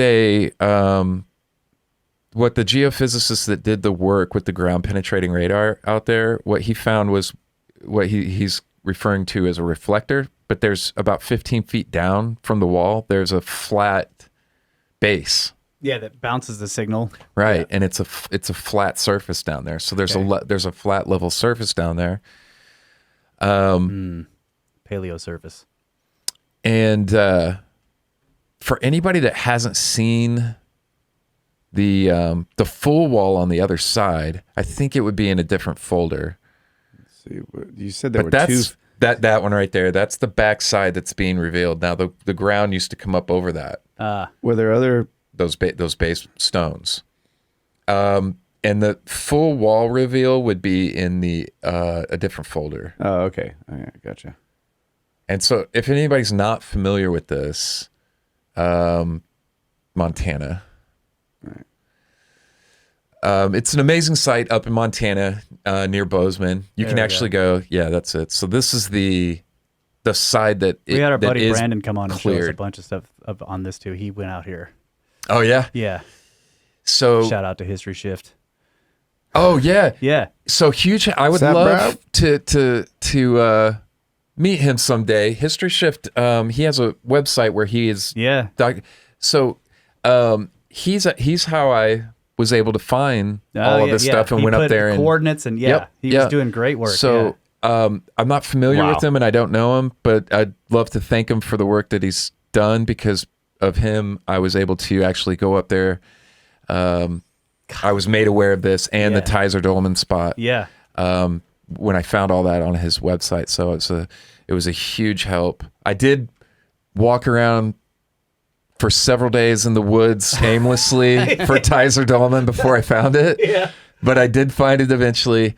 And I do have some great drone videos, and I've just recently in December released a really well done, in my opinion, one of my better videos on the history of the Sage Wall. Okay. And it this is part of it. Yeah, I mean, that's very, up a little bit further back. block like. Right. Yeah. But in that video, I think it's the featured video still on my homepage. Okay. Is all of the findings from the ground penetrating radar. We have lab results from the wall, from the rock, and all the results from the works that's been going on this year. I mean, in the previous years. Yeah. So I'll be back up there in a month. Wow, this is pretty convincing right here. Holy crap. And I'll be back up there in a month. I'd really like to document the backside that's been revealed more, and then be doing some more sciencey work. Cool. Yeah. Man. But it's a fascinating site, and it's great that it's on private property, and even better that the property owners are allowing all of this to go on. They're funding all that, so you can. I mean, the fact crazy, that this right? matches this level, and that's. So you can go visit yourself. Their website's sagemountain.org. If I remember correctly. Did they know that this was on their property and they just never messed with it, or like were they think made aware by? Yeah, for a while, when they discovered it, they started clearing it. Up there, they have the trees fall down every year. They've got those beetles that eat the trees, and the trees grow up. So every year he's having to clear stuff. Scoops. Yeah, that's right next to the wall. Do you think this is like ground out, like for I think grinding grain and stuff? I mean, we've seen. So I think the site is a combination of, possibly an ancient wall. Yeah. Could it be a natural formation? Yeah. I'm not here to say definitively yet, but that's why we're doing the work, right? Sure. Yeah. Could it be a modified natural feature? Could be, right? I think that we have a multitude of things going on, from natural weathering and erosion. I think it's possible that it's a man-made wall that's so old that it has a combination of weathering and erosion features on it. Oh, look at that too. Yeah. And then surrounding evidence to show that the site was in use for quite a long time, like those cup holes. Now that right there, I have another. See that the one with the brown in it, that one. So that's it's a square with a circle. yeah. So 6 months prior, I was in Egypt before going to Montana. So this stuck out in my head. Yeah. Now what you'll notice is the picture on the left from there at the Sage Wall. It's basically the same with the channel. There's a groove in the middle, just like on the picture on the right. I see it. Yeah. And then you have the circle, except the stone it's hard to Kind of to broken tell off. 2D, Yeah. but it's cracked in half. It's broken right there. Okay. Yeah. Wow. So I thought that was really Yeah. Now, great what was this? Really Was interesting. this at a temple? that or was something? at Karnak. Uh-huh. Yeah, took that picture at Karnak. Is this supposed to be an altar, or is this supposed to be like a door hinge type of Yeah, I don't know. It situation? was it very much kind of got me thinking of like lingams and stuff like that, but it's not in a shape of a lingam or anything, right? But I don't know what the point of that. It had me thinking of things like pouring, substances or metallurgy. metallurgy. Yeah, exactly. Yeah. Yeah. Wild. And that is immediately in front of the wall Yeah. there in Montana. That's wild. Yeah. Man, what a really cool site. And it's huge. I'm 6'3", and that thing towers over me. Yeah. Wow. So, this is similar to Rockwall. We probably should go up there too. It's outside of Dallas. Now, I will say, so a lot of people online have pointed out that there's breaks that go all the way down the wall. Now, there is an example of a type of construction that does that. It's something to do with joint something. I can't remember. But I think this is more representative of the fact that if this was a wall, that you have examples like this that wouldn't make sense in building of weathering and erosion over time having its influence on this wall. Yeah. Yeah, I see that separate, like sort of triangle section. Right, exactly. Yeah, that's what you're talking about. Yeah. Mm-hmm. Yeah. Yeah. And if it's a wall, for what? Right? Was it?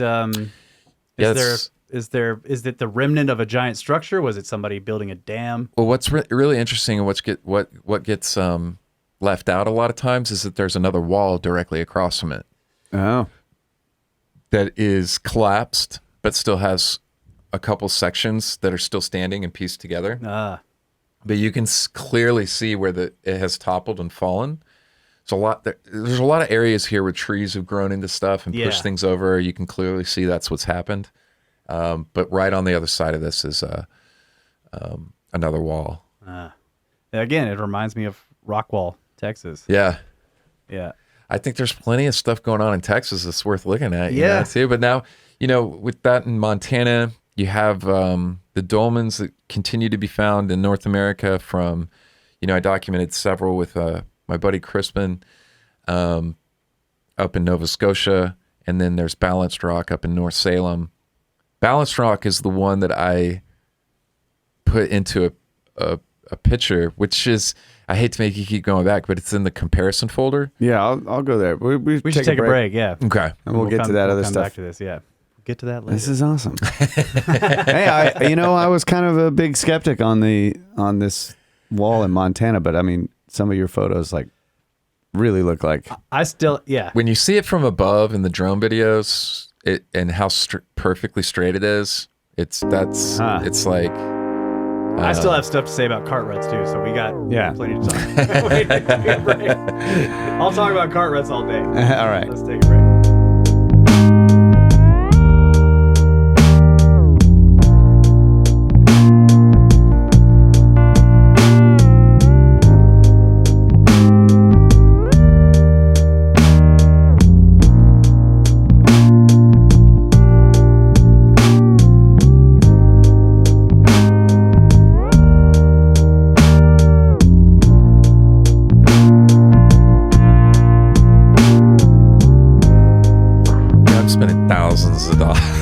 Getting over here to this site, y'all can watch it and enjoy it or not. I was so focused on now it's like I want to be happy with what I was doing. It got to a point where it started to feel a little workish, and I was traveling so much, and I was putting so much pressure on myself to just hit all these marks, and then at some point I was just like, fucking, who gives a shit?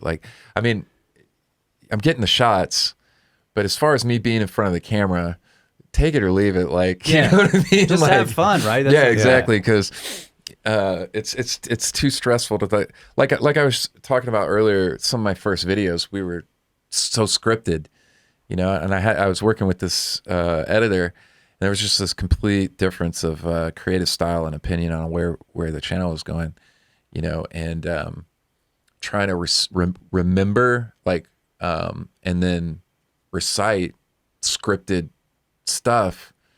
It's just such a pain in the ass when you're on location. It really pulls you out of the moment. Yeah. To be able to express what you're actually experiencing. Yeah. Right? Because some of these places you go to, I mean, the first time you go to Egypt and you walked up on pyramids, you're just awestruck. You're like, what the? Yeah. And yep. You don't want to lose that moment. Right. Even though you're creating content for people, you still want to be present.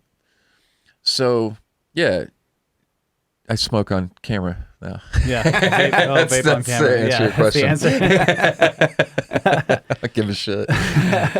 So we got, we're going to look at these dolmens and some other stuff. We were talking about Montana and and I love this idea that, especially because this idea that North America, I mean, just the Americas in general, is connected to it in stylistically and in terms of, evidence left over to stuff we find in the old world. It's stuff, like cart ruts, dolmens, here we go. These in the old world are totally accepted as something very ancient. If you find them here, no. Right. It's either natural or it is made in the 1800s, right? So, yeah, this back to cart ruts though, real quick. Yes. I have this. I was reading about this, and this was years and years ago, and I would love to know if somebody ever did this. But the question is, were these made when this material was still not stone? Right. Right? Because that is what it looks like. The first thing you think of, at least I do, and plenty of other people, is you look at this and you're like, that looks like somebody made ruts in mud or clay or something, and then it hardened. So the interesting thing of that is, and we see this in Austin too, right? Could those ruts have been made when that material there was soft? If so, that implies two possible things. One is that they're really old. Mm-hmm. The other is that this material can lithify much faster than is commonly thought, right? But I do think this is an interesting question. Can you have some material that's exposed, mm-hmm. say it's not stone yet, and mm-hmm. it gets exposed by some geological event, and then marks are made in it, and then that lithifies and protects those marks? Yeah, I think that if we're exploring that idea, yeah, it can only work for certain cart ruts. Okay. Right? So Austin would be a great example. Yeah. And spots like the one that goes off into the water in Malta. But how does it explain the one that looks like railroad tracks, right? That we looked at earlier with the markings in between. Square holes in the middle, Mm-hmm. yeah. Or how does it explain the other one where you have these vast level changes in the stone between the two cart ruts? Or some of the cart ruts that look like the center parts have been quarried out. Yeah. Where you have evidence of That's what I was going to say. If you've got a quarry marks and then the cart ruts are in a block in the bedrock that had previously been quarried away, yeah, it was already stone. So by that point, one doesn't negate the other in terms of I and there's other examples of this, of some of these ancient sites around the world, but I like to entertain multiple thoughts of approaches to try to not rule anything out in terms of trying to find an answer. And for sites like Austin or these other sites that are very flat comparatively to some of the other ones, let's say, that's what it looks like, right? And I think that's an entirely valid line of thought to pursue. The problem I have with it in Austin is that it's in a riverbed, and the riverbed was cut through rock. It doesn't, there's rock cliffs on the sides. Cliffs, yeah. And so it's hard to imagine the riverbed was cutting through mud, mm-hmm. and then somebody made ruts in the mud while there's a river there. Like the river would Yeah, the Why ruts. are you obscure going- the mud Yeah. ruts, The ruts. in a small flood. Yeah, in that area, So you see what I'm saying? Yeah. The ruts would have to have been laid down before the material that makes the cliffs was there. right, and there's cliffs, there's That makes it drop really off old. points there. Yeah. Yeah. Right? There's like little waterfalls and stuff that a cart wouldn't navigate. Yeah. So Well, there is a way to find out. So why aren't the ruts full? You know, why are they excavated? Yeah. If it was made and then more material was laid down, then the river dug that material out. How come the ruts are ruts? They should be filled in. Yeah. I think that So one I thing just- that I definitely don't agree with is that in terms of the cart ruts in America are the timelines that the age of them being that's been attributed to them. Yeah. That they were basically pioneers. Yeah. Yeah. But you can, if let's say that we went to Austin because no one cares about those, right? We just cut a cross section out of the stone Yeah. that contains the entire rut plus material below it. Yeah. There are tests you can do to find out if the material below it is compressed relative to the material on the sides. Yeah. And I don't think anyone's ever No gonna one's do ever that. done that. No. I was reading people saying this is the test that needs to be done on some of these Right. ruts in Malta, and this was years ago. Like, what we need to do is cut a cross section of the ruts out and check, like, what is the compression? Is it like what they do with the footprints in white sands? They can tell right. that somebody stepped on it and compressed material relative to the material all around it. Right. Yeah. And I'd so be you know a- it's a legit footprint. I'd be 100% for that. Yeah. Because most of these sites are big enough. I don't feel, look, like, especially in Austin, you have a bridge going over the area. Yeah. I mean, they've concreted over areas that could have been researched. Right. There's just huge slabs of concrete and stuff, right? You know, the first part that we went to, where I took you guys in the wrong direction. Yeah. That You're like, yeah, they're over here. I'm over sure here. they are. I've been down that way. Yeah. But that's a whole cliff Yeah. of thing. That's not navigable Yeah. by carts. Right. But they've done, there were whole sections that we were walking over that were covered with concrete Yep. because of the bridge, and there's a highway going over that area. Yeah. So you're saying that modern stuff has done destruction to the site already. Yeah. So let's just Let's take a sample. Let's do it. yeah. And I'm just saying, like, if, I'll bring my quickie saw. yeah. know? So Let's if get it out of there. So if, and this would be great because we could just we could set that aside, right? If we cut a section out, we're like, okay, below the cart is not compressed. Right. So it wasn't soft. It was This stone. this stuff was either cut into or worn into the stone after it was rock. And we can just leave that. We can be like, all right, we've shown, at least for this set of ruts, Right. that it wasn't made when it was soft, and we can go from there. Yeah, I'd love that. That would be awesome. Yeah. You would also see if it was soft that the sides would actually bulge upward compared to the rest of the level. Which is the case, at least what I've seen in some of the pictures of some of the ruts in Turkey. There's bulges on the sides, and there's like splash lines, Oh wow! so it's like, okay, it looks like it was something Right, ran through right. this material when it was soft and like left this wavy splash line, like just like a wheel rolling in. Yeah, and I have to agree with you. If we could do something like that, that'd be huge. Yeah. And the best we can do right now is, I think, kind of what I'm doing, which is the LiDAR stuff. I can't really think of. I mean, maybe we could do ground penetrating radar. I don't know what Yeah, we if it would was- get out of if that. you had really high resolution, maybe you could tell if it had been, Yeah. if the material was compressed below the rut versus outside of it. I don't know enough about it. But cutting out a section like that and looking would be, it'd be a huge piece of information for Yeah. kind of unraveling all that. We need Chuck. Chuck, are you awake? We need some geological assistance. Yeah, yeah. that'd be great. But people within Bring this, your saw. you have such pushback on, it's hard to get it, you kind of have to go rogue Yeah. with this stuff. Yeah. We've talked about that with Egypt too. Like we're sneaking around in some of these sites trying to get measurements, and you're not allowed to Yeah, you're bring not- tools. yeah. And on the one hand, you're like, this is cool, right? I'm sneaking around. Right. But on the other hand, I'm annoyed. I'm like, why? Yeah. Do I have to sneak around? Yeah, what's the problem with Like, why hasn't getting this been- information? Yeah. Or why hasn't it been done by somebody with legit tools? And,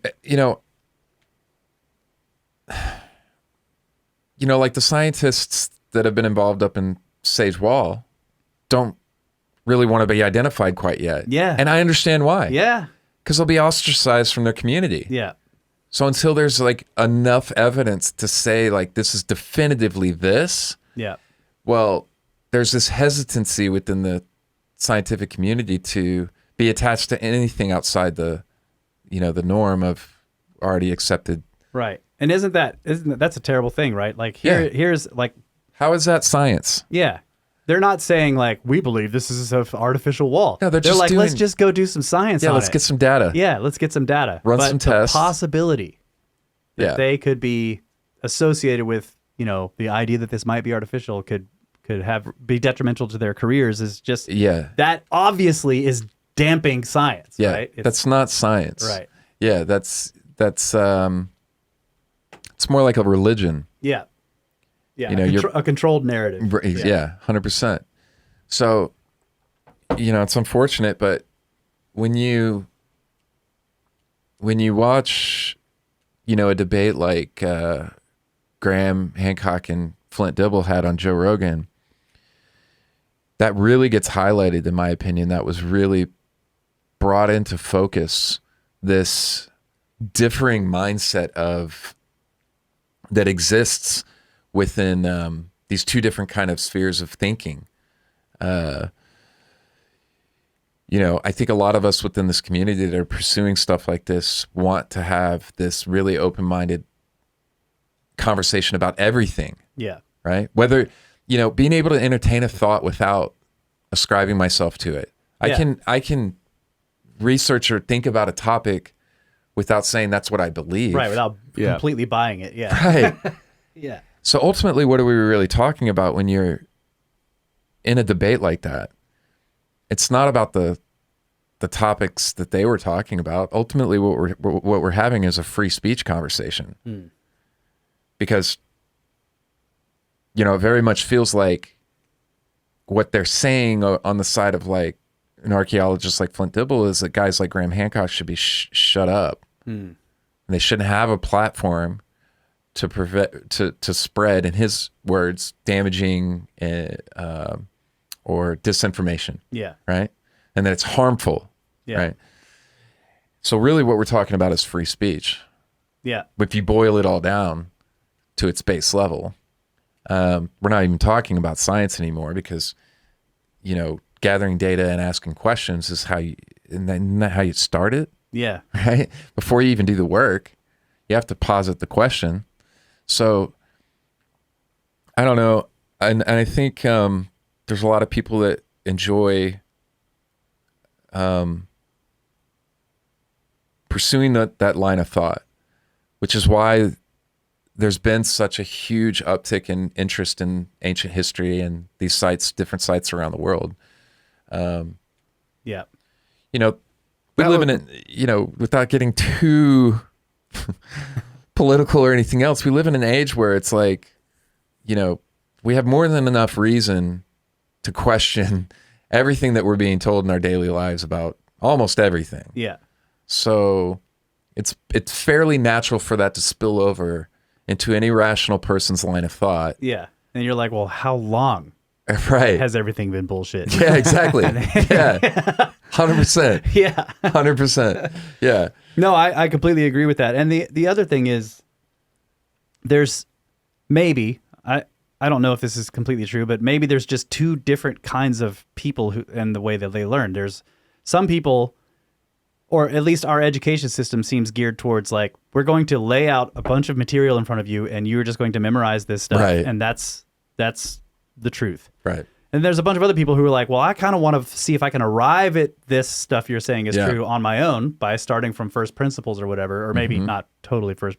And then they start going to looking into things, and then you come up with some really wild ideas. Mm-hmm. But this is like, the old way of teaching, or at least in some ways there are older ways of teaching where it's like they don't ever hand you the truth. They sort of point you in the right direction and wait to see if you get there. Or they give you the tools. They give you the tools. Yeah, they teach you how to think instead of what to think, right? Yeah. And we've gone so far away from, teaching people how to think, Yeah.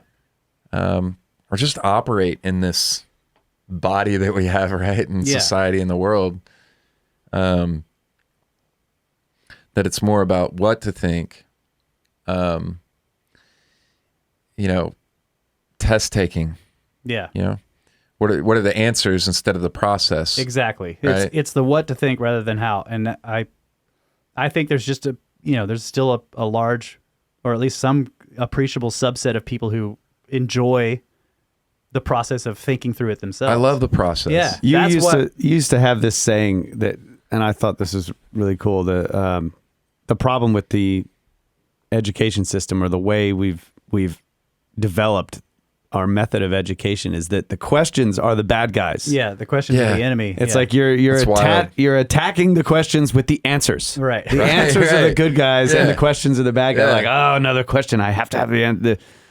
And so it sort of creates this mindset of like, once you have the answers to the questions, you're good.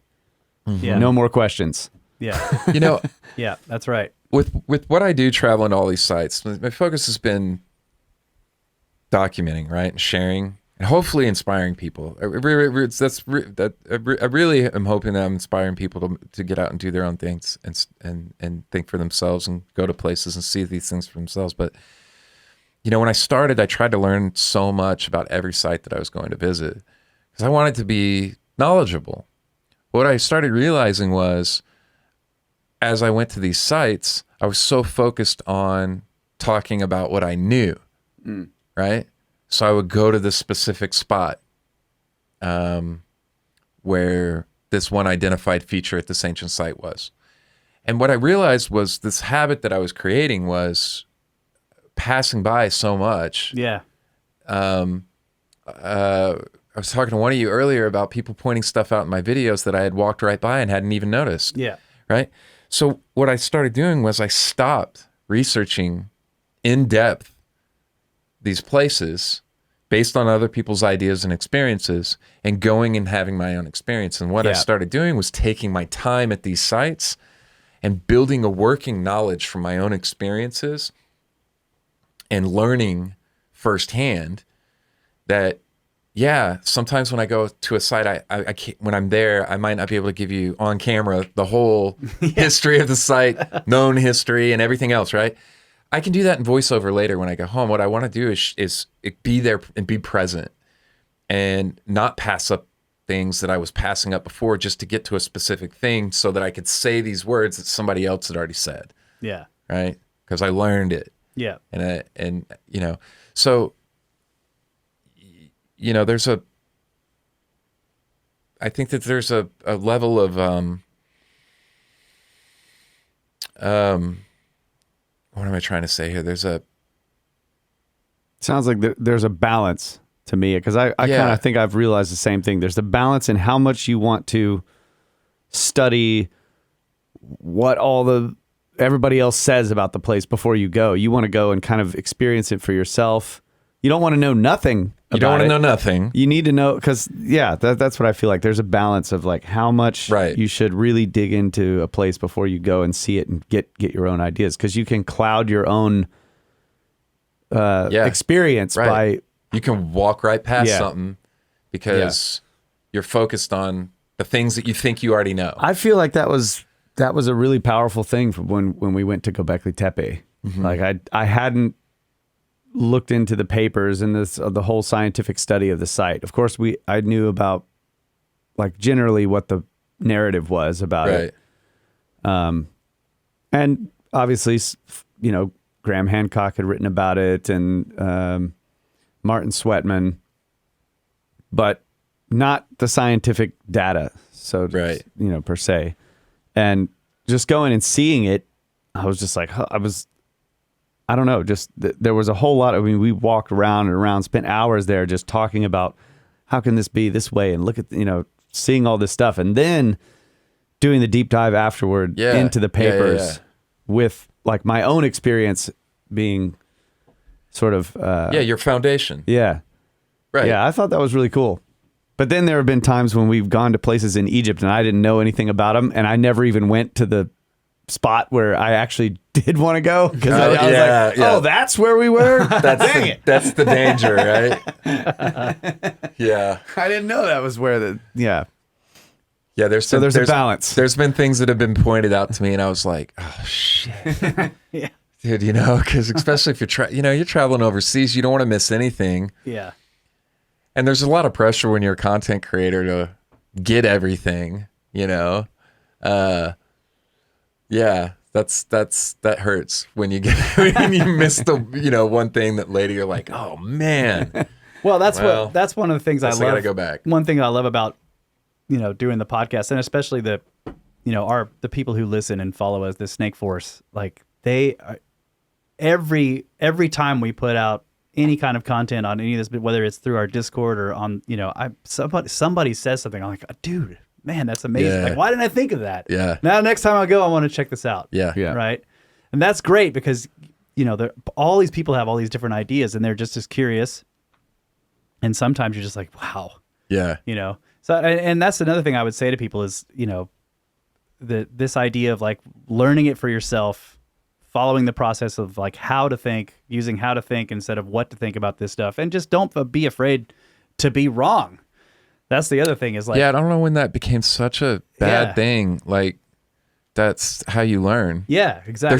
There's no like success or learning or anything without being wrong or failure. Yeah. Yeah, there is, bro.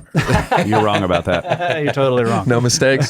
Zero mistakes. Yeah, we talk about a certificate of ignorance. Yeah. Which is like basically I'm saying like, yeah, I have no idea what's going on here. I'm here to try to find out, but in the meantime, I admit I have no clue who built this giant triangle in this desert and how they did it. And so then you're free to pursue all these different possibilities and ideas. You look at something, you're like, well, I see this over here. That kind of rules that one out. Just like what the cart ruts were saying, like if the material's not compressed, all right, it's not. Yeah. It wasn't a cart going through mud. Let's look at something. Yeah, but it else. wasn't wasted effort. You just established more firmly like what it is. Yeah. Right. Yeah. So that's a good thing. Yes. Like that's the way I always looked at the work with the Sage Wall. I mean, it's been hugely pivotal in the channel's growth. A lot of people were interested in it and had a few videos that blew up. There are a lot of people who are just, very dismissive of the site. Well, we're 2 years later, past all that and getting some really weird, interesting results back, scientific data from it. And sometimes you just gotta like, push through whatever it is that's, to get those answers. If everything about Sage Wall turns out to be natural, great. Yeah. Oh, we just provided a wealth of data. Yeah. For a geological area, the Boulder Bathfield region, that could be used for all sorts of stuff. Yeah. Right. So there's no wasted effort in the process. And it's worth pursuing. If it is artificial, that's worth finding out. Yeah, that changes. Yeah, it changes a lot of stuff. A lot. Yeah, it changes. That's huge. So. I don't think, anybody that is doing any kind of work, I think it's admirable to pursue in these types of regards, and not being afraid of being wrong. Yeah. And just keep going, right? Let's go to Bimini Road, bro. Yeah, dude, we need to go to Bimini. That would be awesome. I'll do it. I'll do it. Yeah, man. I'm not like I won't do these things. It's just my least favorite thing to do. But I think just what you were saying about you're the drone operator. You can sit on the boat and operate the underwater drone. I'll do the underwater drone too. Yeah. In your flippy floppies. Yeah, exactly. I'm you better have burgers ready when we I have a Corona. Yeah. Some Santana Champ. Make some burgers. This data that you're getting from the Sage Wall, could be useful for that. That's what I was thinking. Yeah. It's like, man, if that, if it turns out either way to be a natural formation or a man-made formation, then like that, you could take the data of how it formed naturally and go look at something like the Bimini Wall. Right. Like, is this possibly that some similar type of occurrence? Mm-hmm. Yeah. And then if it's turns out to be man-made, same thing. Bimini Wall is freaking. Yeah, you kind of have you've created a process now. Yeah. Like, Yeah, you know what to do. I mean, and that's Bimini the other Walls coolest. ball game. Yeah, and that's the other cool thing is like I was saying before, I have no experience in any of this. So how else am I going to learn by other than going through the process? Yeah. You know, you don't become something, you know, overnight. You put in the work, and sometimes it means failure. But now I know a lot of the different processes that are involved in in gathering the data, and the science behind a lot of things just by going through this process. Ultimately, in terms of my self-growth, it doesn't matter what the wall is. Personally, for my self-growth, Right. It All makes, we know makes is not that a difference. Someone built that wall. That's so good. you practiced that. All right, dolmens. What are they? Tell us about dolmens. Dolmens. Yeah. So this is the picture that I was referencing earlier that I posted online on Twitter and asked for the opinion of people to select the one picture out of this that is a glacial erratic.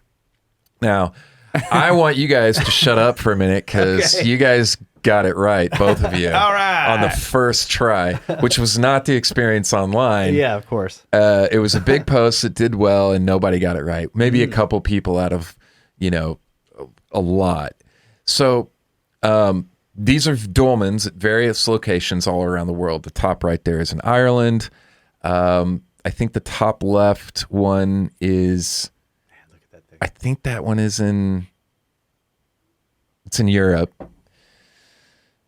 Once again, nice you know what? labels. I'm sitting here giving it away. What am I doing? But yeah, I'll just give the answer for everybody. You can pause and look over these, but before I do, just notice the similarities between all of this. And the only difference between the one that is considered natural and the rest of them, really, is that it is in North America.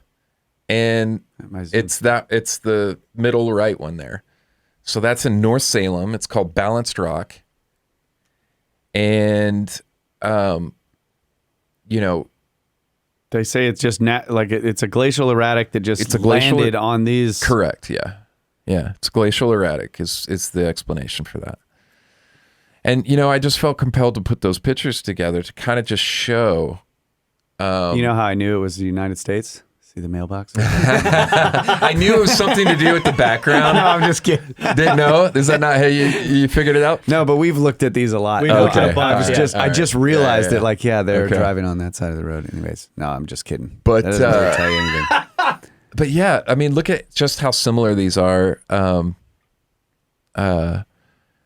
in these comparison shots. So going over cart ruts, going over the dolmens. Because this isn't the only dolmen. I documented some up in Nova Scotia, like I said, with my buddy Crispin, and whose Twitter handle is Stone Nub Theory. And it's just really fascinating. So I do have a video out walking that site. Just walking around it, showing the area, showing underneath it, all around it. Is it two different stone types? The stone that's holding it up is... I don't believe so. Maybe it's just protected. I don't know. Yeah, it looks like... But it's balanced granite. on the points of all of those. Yeah. I'm just asking because, it's the other ones look like they're made of all the same stones. And I'm just guessing these are photographs, right? But that's all the same rock type, and so I'm wondering if this one is like actually. Yeah, I believe that's the same rock type. Okay, yeah. Maybe this was buried. Yeah, and these are all probably buried. Yeah. It's not. It doesn't have a patina exposure. It's not as dark on it. Yeah. Now these dolmens all look there, and there's variety in dolmens as well. What are they, bro? I don't know. They dolmens, I think portal no one knows. tombs. Yeah. I don't believe that they were. Grave markers. There are dolmens where they've found bodies and stuff in them, right? Yeah. But I think that probably intrusive. I think it's more likely that these were built and then used later. Yeah, it's an intrusive. I mean, they kind of just look Right. like markers. So yeah, it's a marker. Yeah, it's like you won't miss that. Yeah, and you do have different styles. So and Ireland has great examples of dolmens all over that are very different. That's the Browns Hill dolmen up on the top right. And it's very different than the, oh man. You've seen the ones like that are in the Caucasus that have, they're like enclosed and they have a circle hole. Yeah. Those are wild. Right. Yeah. And then there's ones that are like really flat stone. Yeah. Sometimes that depends on the type. I think it depends on the type of rock that's being used, right? But there's a lot of and you know, we have those comparison shots from that Arizona drawing and the Do you want to just go through all these comparisons? Yeah. Just hit them all. a whole That's pretty folder. Cool. Yeah, so Those are the dolmens. Whole folder of giddies. What do we got That's Hawaii, and that's the Squatter Man image. Which one's Hawaii? All of those All are these Hawaii. are Hawaii. Okay. Yeah.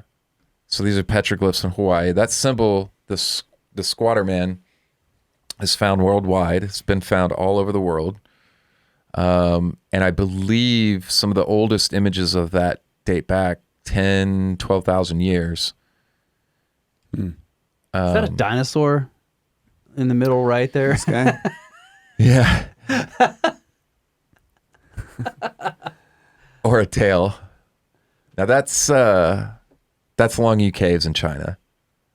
So that was one of the first big places that in Yangshan that I ever did. God, this place is amazing. And So can you real quick? Mm-hmm. I've told this a few times before, but I haven't been there. And you know, you get your sources online, and some of it's translated. And so what is the story with how they found these and what they're supposed to be? yeah, so a farmer found the caves, and they eventually drained the water out of the caves. They're And- like pools, right? They were. Yeah. And that's how they found all these caves. And if I remember correctly, there's 24 caves. They've never- They thought they were bottomless. This is what I read. That They're people that lived, deep. so the people that lived there thought the pools were like bottomless, and they had fish in them. They had fish in them, Yeah. giant Big fish. fish, Yeah. Wow, it's crazy. And they've never found the excavated stone Yeah. from the caves. Now, it's right on a river. So I they do- might be quarries. Yeah, so they go way down, and I do want to point out in this picture, none of the carvings that you see are original. Right. They've been making. Oh. Yes, they've been. And I carving- think I did this as the next picture that shows the Longyou Caves is Let's see. a few over. Here. Yeah. So that Yeah, shows. see, that looks like quarry work. It right. does. Like they're going down in courses. And all these parallel bands. Yeah, Yeah. the bands are It looks courses of stone that they're removing blocks of the same width. Yeah, It and does, if yeah. you look at the within those bands, you have vertical cutting Yeah. that continues on through the bands sometimes, and sometimes they don't match up. But all of the carvings that are in that cave, just for anybody who looks into this or sees any of the video, they're not original. So the government over there they're making huge changes to this site, and I was there in 2019, maybe 2018. And this is weird. I'm sorry to interrupt, but the lines here don't match up with the lines on the other face of the column. so they were just doing one section across that, and then started again on the other side. Yeah, that is weird. But they're But I building mean, on top of it. That photo that you had of the quarries that we were looking at a little while ago, it looks like this. Yeah. Right? Yeah. But how Smoother, what about but the yeah. ceiling? Like that ceiling is a very shallow slope. Are they removing blocks out of the ceiling? Well, that they would have makes been sense. working. So this is one of the videos that I really would like to redo. But I do have a full video out showing, like, walking through the whole site. Right Where now, did the fish go? yeah, I don't, probably in someone's belly. Okay. And that's where. What was the source of the fish? Right? Yeah. Where did the water Yeah. come from? Well, again, it's on a You think- bank of is a it- river. Is it under the water table? And so it's slowly filled up. It's above, but Well, oh yeah, the caves are Yeah, down. down, okay. Yeah, below the water level. Okay, so they slowly if that filled up. river at some point had flooded, would've yeah, filled they up. easily would have filled those caves, no Okay, problem. Yeah, So the fish came out of the rivers. could have. Yeah. Yeah, 100%. That easily could have happened.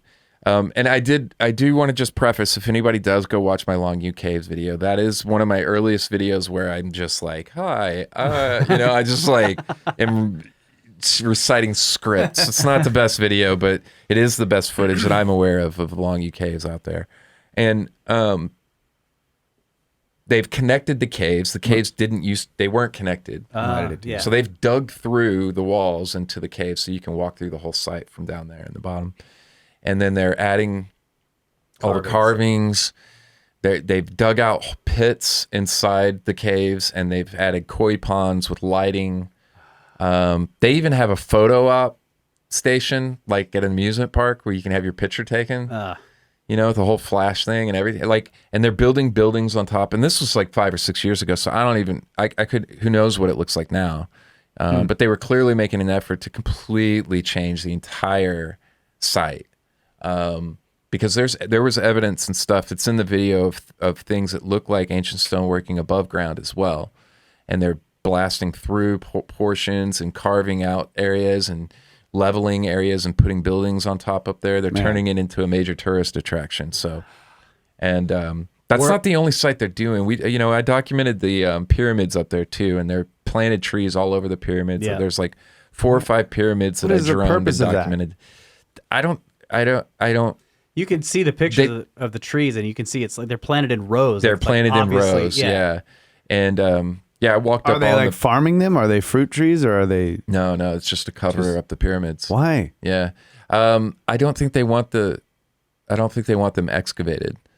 And I was mentioning earlier, there's a whole area in China right now where there was a forest fire came through and has revealed like all these pyramids in this whole area because it burnt all the trees down. Goshan or something. I just don't It's been all understand over the social mindset. media I mean, over the last week. Is it possible that they're like, if we plant trees on it, it'll preserve it? So from what I understand, there's been sites in China Like where it'll they've keep it from eroding? discovered Caucasian mummies Yep, I've read that too. and with orange hair and shit like that. Orange. So I think the Chinese government is very protective of their history. Orange mummy bad. Orange mummy bad. Yeah. Sorry. That's basically what they're saying. Orange mummy is bad. Yes. so good. Oh. We gotta take a break.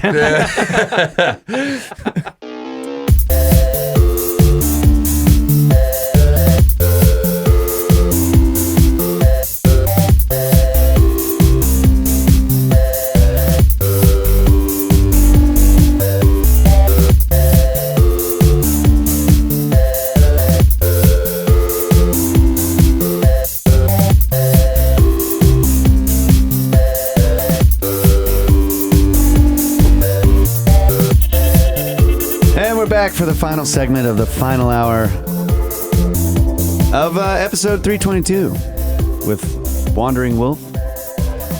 And I got admonished in the break, so I will stop. It's not fair to those in the Discord who have had comments deleted. Yeah, don't make political jokes on the show, unfortunately. 0 mistakes. It was a banger though.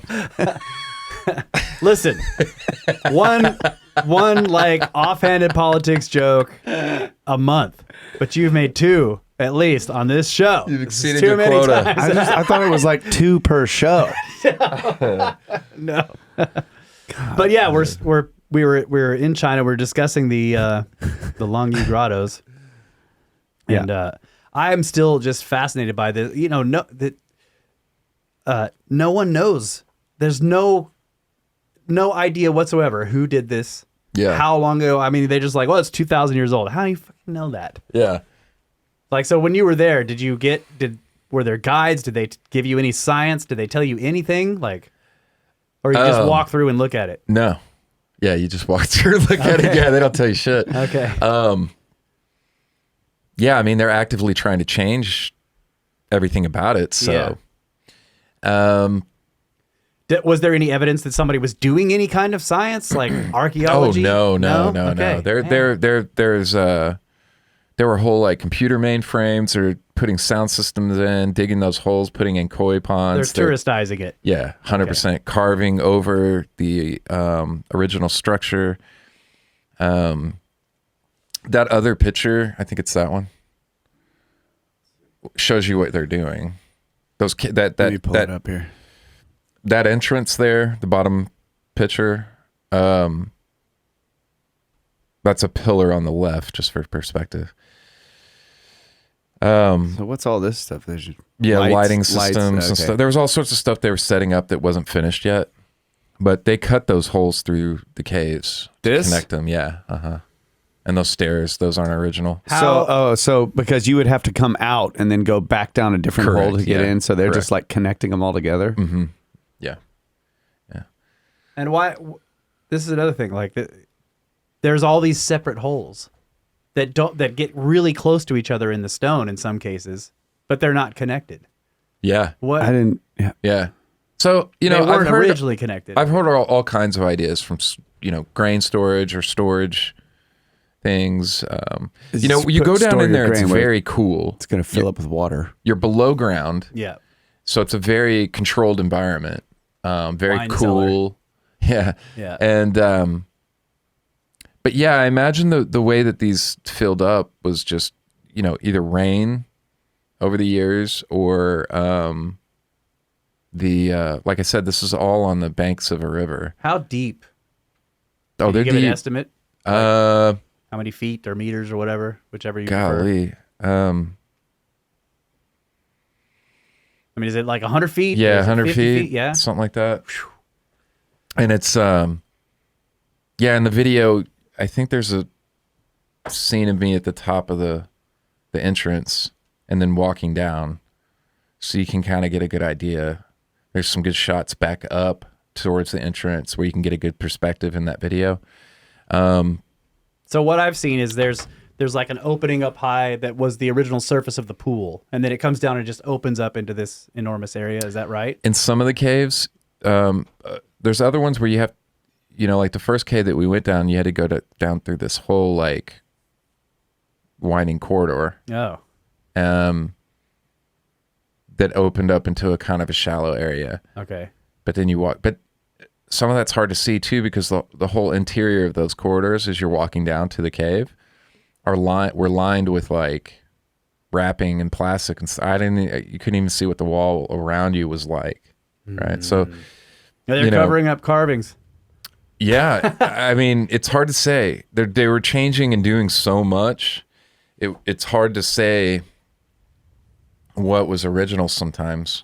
And in my video, I'm talking as if, look at all these carvings. These are amazing. And I'm like, there's a dragon carving on a pillar. Yeah. And I'm like, look, the carving keeps going. What if the cave goes down lower because that carving keeps going down? Uh-huh. Well, I find out later talking to locals and people reaching out and contacting me, all that was added later. Yeah. So in my video that's on my channel, I'm talking as if, the carvings are part of the case. Yeah.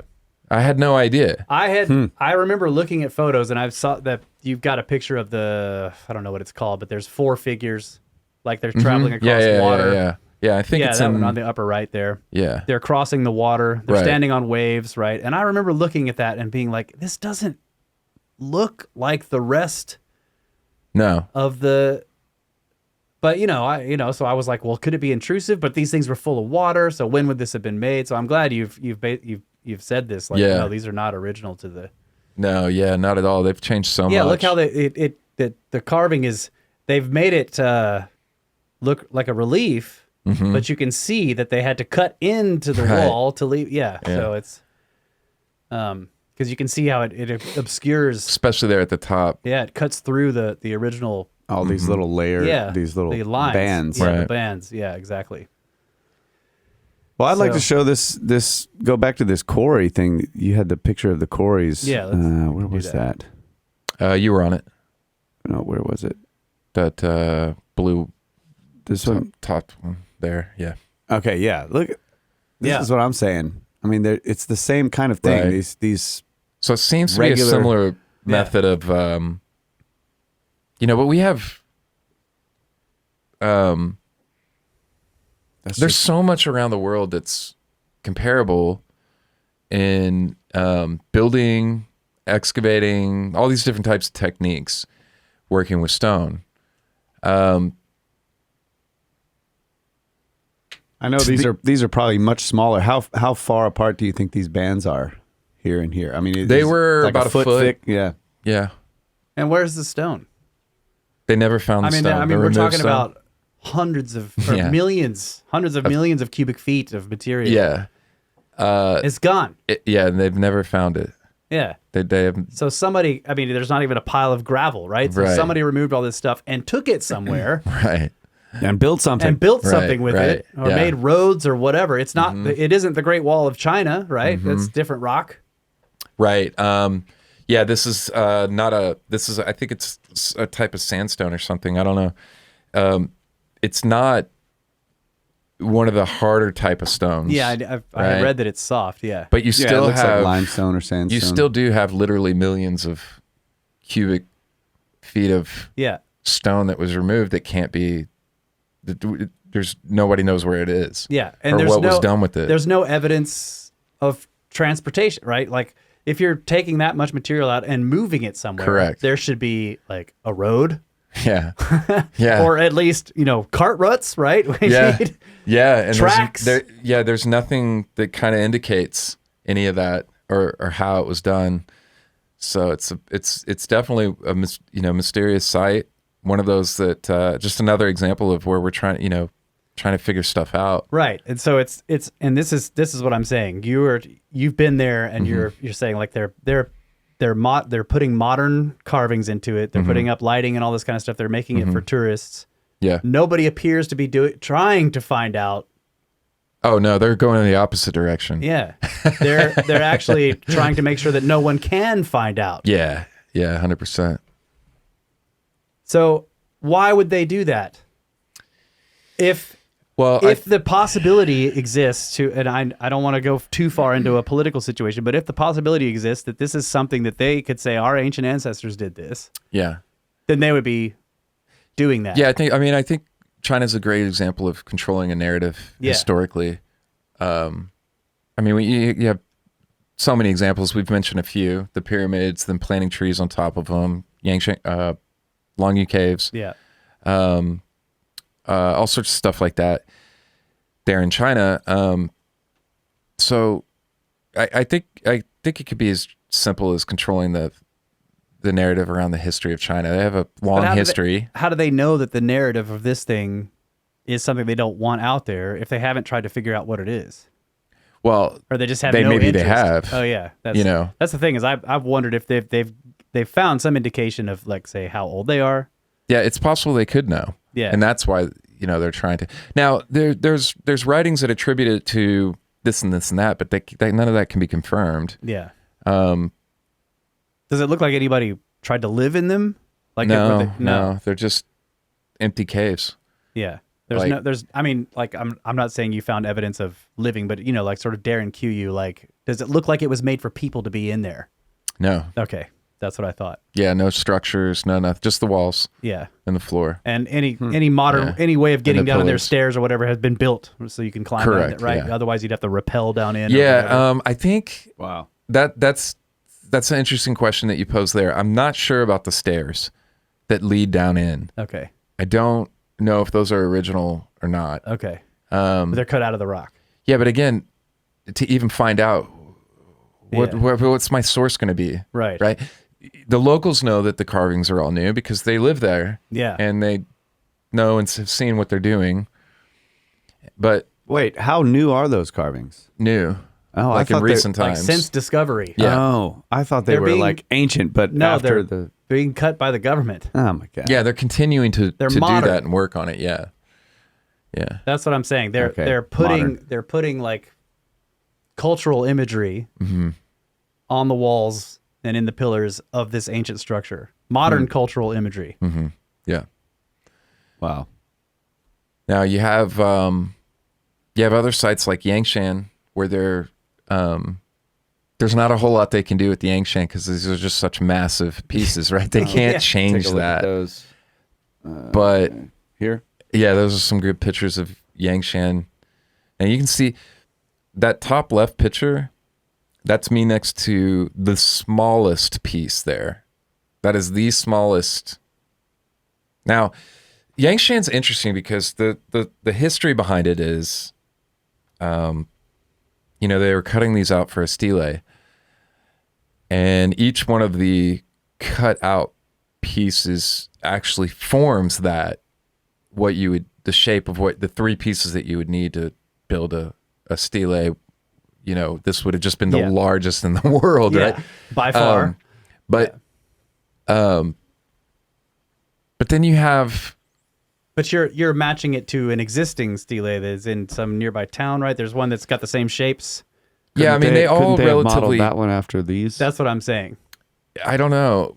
The problem is, with the Yangshan Quarries, you have all these other examples of ancient stoneworking on the stones that are used. Like, and what I mean by that is the dating of this site. I think, if I'm correct, goes back to the 1400s, right? So, not ancient. Yeah. In the terms of the span of history that we're kind of talking about here, but the markings and similarities to other ancient stoneworking that is dated back thousands of years is almost exact. So you have some of these same tooling marks underneath on the underside of specifically the largest piece. Now you'll see these cutouts, you see these large nubs sticking out. This section with the blocks underneath, that's underneath the second largest piece, which is the long skinny, which would have been the middle part of a stele. Now, they just left these here, and they're part of the stone, right? They're not right. Yeah, they're not placed there. They're part of the stone. And they're carved out in steps in some places, and grooves in others, and what blocks. kind of stone is it? Is it limestone? Yangshan Quarry, I'd have to look that up. I think it's limestone. I mean, it looks like it, but there's another picture of a comparison of, it's over to the right, second from the right. over here. That one. That's the top picture there. That's the largest piece of the site. And I'm in that picture. Oh, there you are. I mean, All 8 feet of you. Yeah. Who thought? and so you can just see how massive that thing is. Yeah. And just to give it perspective, I'm in every one of these pictures. That's Yangshan, and that's Baalbek, Baalbek Quarry. and that's Aswan. Breaking the rules. Breaking the rules. Somebody told me I could do it. And So is this still connected to the bedrock? it is, yeah. Okay. And This is the stone of the pregnant woman here? Correct, And it's not yeah. been completely cut out. no, yeah, Oh. yeah. And then that's the most recent discovery. The I can't remember the name right now, but Baalbek is quite often considered the largest uncut megalith in the world, and it's not even close. Yangshan is hands down by far the largest uncut megalith in comparison to some of these larger ones like Aswan and Baalbek. It's not even comparable. So do these tunnels here go all the way through? They don't go all the way through. But you can imagine they're cutting deep. them in sections to like start to remove. Yes, and That's wild. there's carving and cut marks like you see at Longyou Caves. That chiseling mark, that cutting mark, Yeah. on the underside inside of there. And this, I do have a video out on Yangshan as well. I have a drone video out as well. So the drone video really gives you a great perspective because you can see all three pieces in one shot. And That's cool. the walkthrough video that I have on the channel it shows you underneath and on the inside of all these places that we're pointing out right here. So you can actually see the details. It's another one that they have. Is there water in there? Like Yeah. water. Wow. Yeah. Just rained when you were there, huh? But you can, Yeah, you can see the water seeping up the cracks of the. Oh, yeah. they're doing the same thing at Yangshan. They're building a whole tourist town, basically, on the site, where they put on shows and performances, and yeah, it's wild. Well, we got Easter Island here. What else we got? Let's see what we got. Yeah, there's a bunch. So that is Ahu Vanapu. That's on Easter Island. Most people don't realize there's a megalithic wall on Easter Island. That's one of the. Is that one of the platforms that held? That's what they. I think that's what they say. Yeah, there's and behind there's a tumbled statue on the backside. But you'll notice that bottom right picture, that small square piece there. Yeah. The insert. So there's a another picture here. Wait, tell me this. Does this bottom part, does it come out? Does it protrude? Like it looks like there's a lip there. Or is that just... I don't believe so. I think it's just flat. Okay. I think it's just the way it extends there. And does it? Is that dug all the way out? Do you know if it goes down deeper into the ground there? I don't know. Okay. No. But that right there will show you. The bottom right is the picture, is the square from Easter Island that we were just looking at. And then you'll see some comparable shots from other sites around the world for this type of construction. Same methods. And technique used in the stoneworking, which is very comparable. That's really cool. So we're looking at a lot of different examples. Now look, go back to that. So we've talked a lot about how some of these inserts can be repairs for blocks that had a broken chip. That one at the Quarry Concha is not that. Yeah, it's just a filler. Yeah, it fills that particular tiny gap. Right. But it would be incredible if that block Goes all the way through the wall. Yeah. Yeah. Wouldn't it? I would imagine that this is... And it could be or it couldn't, but I see no reason to doubt it with the level of skill that's on display here with the stoneworking. Some of the ones in the Assyrian, you can see where it's gone. The insert is gone, and it's basically a cutout in the existing block. Yeah, like this. It looks like this block probably had this corner chipped off, so they squared it out, and then they stuck a little insert in there. Yeah. Yeah, you know what's really interesting is that it's making me think of the Georgia Guidestones. Same with this There's one. a block, there's a piece missing from the Georgia Guidestones. There was, off one of the bottom corners of the blocks, one of the top pieces. I went out there and filmed that before it got blown up. And there's a square like that piece that was missing. Yeah. Just So you disappeared get one damaged. year. You don't want to replace the whole thing, so you just make Cut an the insert. square out. Yeah. I mean, for sure, that's what they were doing in many places in Egypt. We've got video and pictures of, where you can tell clearly there was an insert in there and it's fallen out. Ancient patchwork. Yeah. Yeah. And a lot of times they're in corners like this. Yeah. But this one is strange. Like you would imagine this block would have come out and gone around, and then maybe it chipped or something. So they this just block cut it flat. Yeah. Yeah, and then they just cut it flat and put a new block in there. Maybe this one's kind of the same. Like the corner of this block here broke, and then they sort of chiseled it out and put a insert in there. That's at least what I think is going on, but who knows?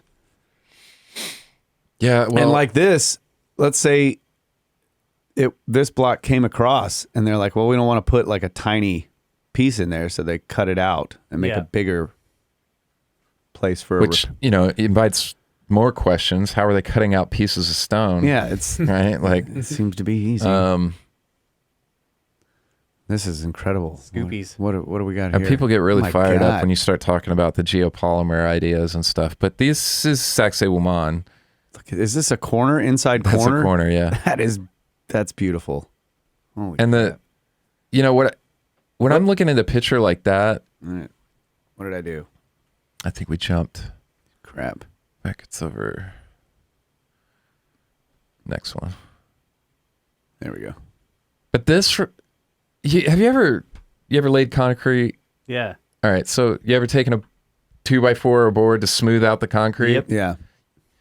You ever done a shitty job and left lines? Yeah. right? Yeah. I mean, doesn't that?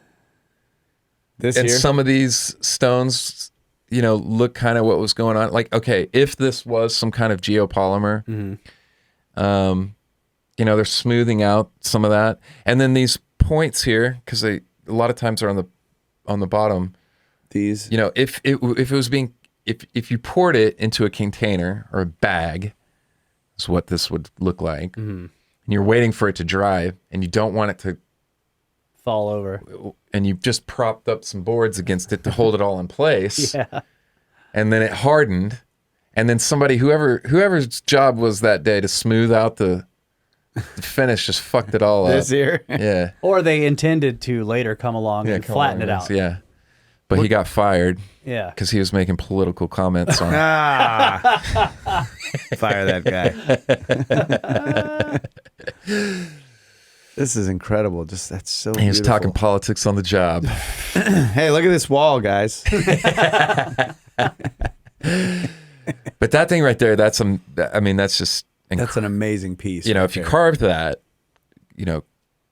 amazing. And there's a lot of people that are documenting this on a regular from Peru. Is this wet?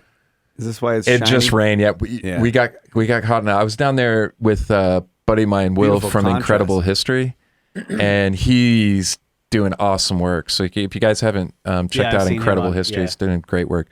But we were down together, and we got caught in a lightning storm at Sacsayhuaman. We had to post up against the wall, but it rained, and it really made this. It really brought out all those features really Yeah, well, it's really which is awesome. great. Because some of that's harder to see when it's all dry. Sacsayhuaman is a amazing site. One of the first Asian sites I ever went to. What's the stone? What is it? I think that's granite. I should Yeah. know a little bit better. I pro- Look some of these like it. places. I think it's probably granite. That's why, with the geopolymer thing, it's hard for me to understand pouring granite. Sure. Yeah, 100%. Like if it's a sedimentary rock, like limestone or sandstone, like, okay. Yeah. Now I'm starting to okay, I can see how you can geopolymer this, or, cement is like that. But granite is something completely different. It's Especially when igneous. you got quarries. I mean, you have the bedrock there that's got the cuts in it. I mean, what Yeah. were Yeah. they couldn't pour that. Did they pour the mountain? Yeah, that's a huge thing for me. I'm not firmly in the geopolymer camp, but I can't help but look at this and think that it looks like something pressed into a soft surface and I then agree. hardened. It's the same with the Right. cart ruts.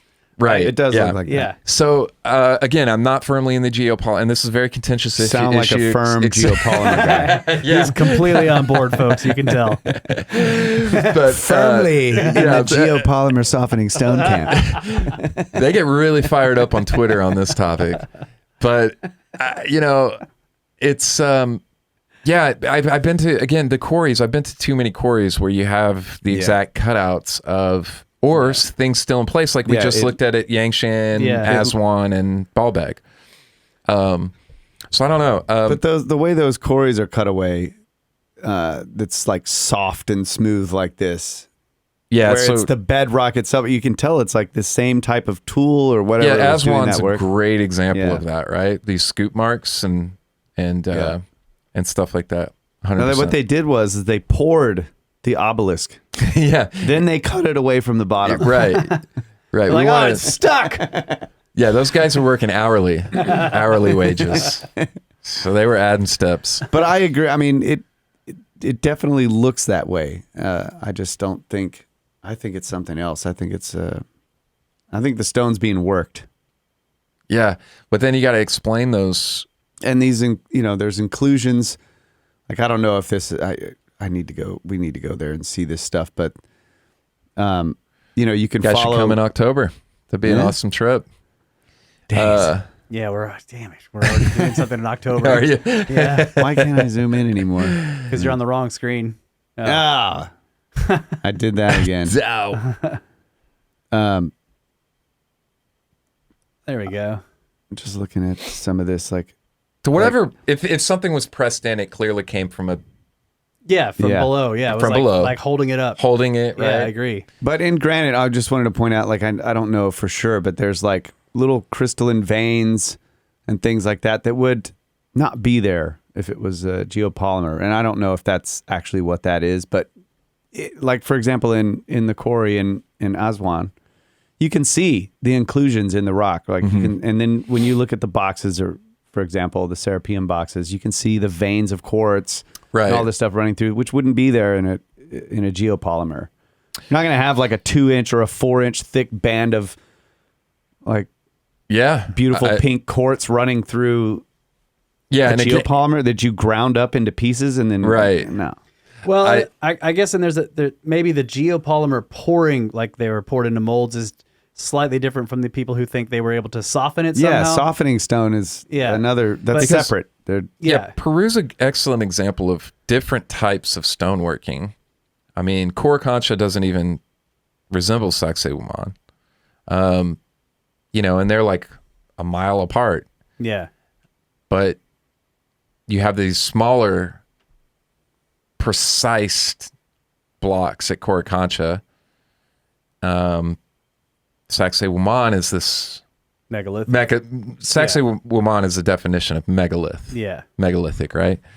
But they're very different styles. And then you walk down the street there of Cusco with the 12-angled stone.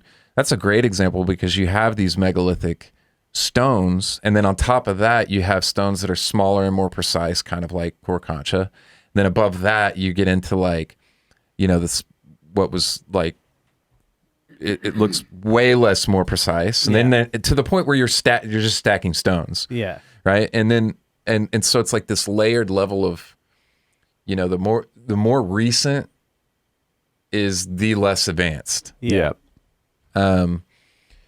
This is interesting too. This looks like the type of depressions you see in Aswan. Keep that mouse down on the, Oh yeah. so people can see it. Yeah. So I can keep messing this up. My hotkeys for the scenes don't work, and it's really screwing me up here. Yeah. Anyways, Yeah. Look at that. Yeah. And these are curved pieces in a corner. it's wild.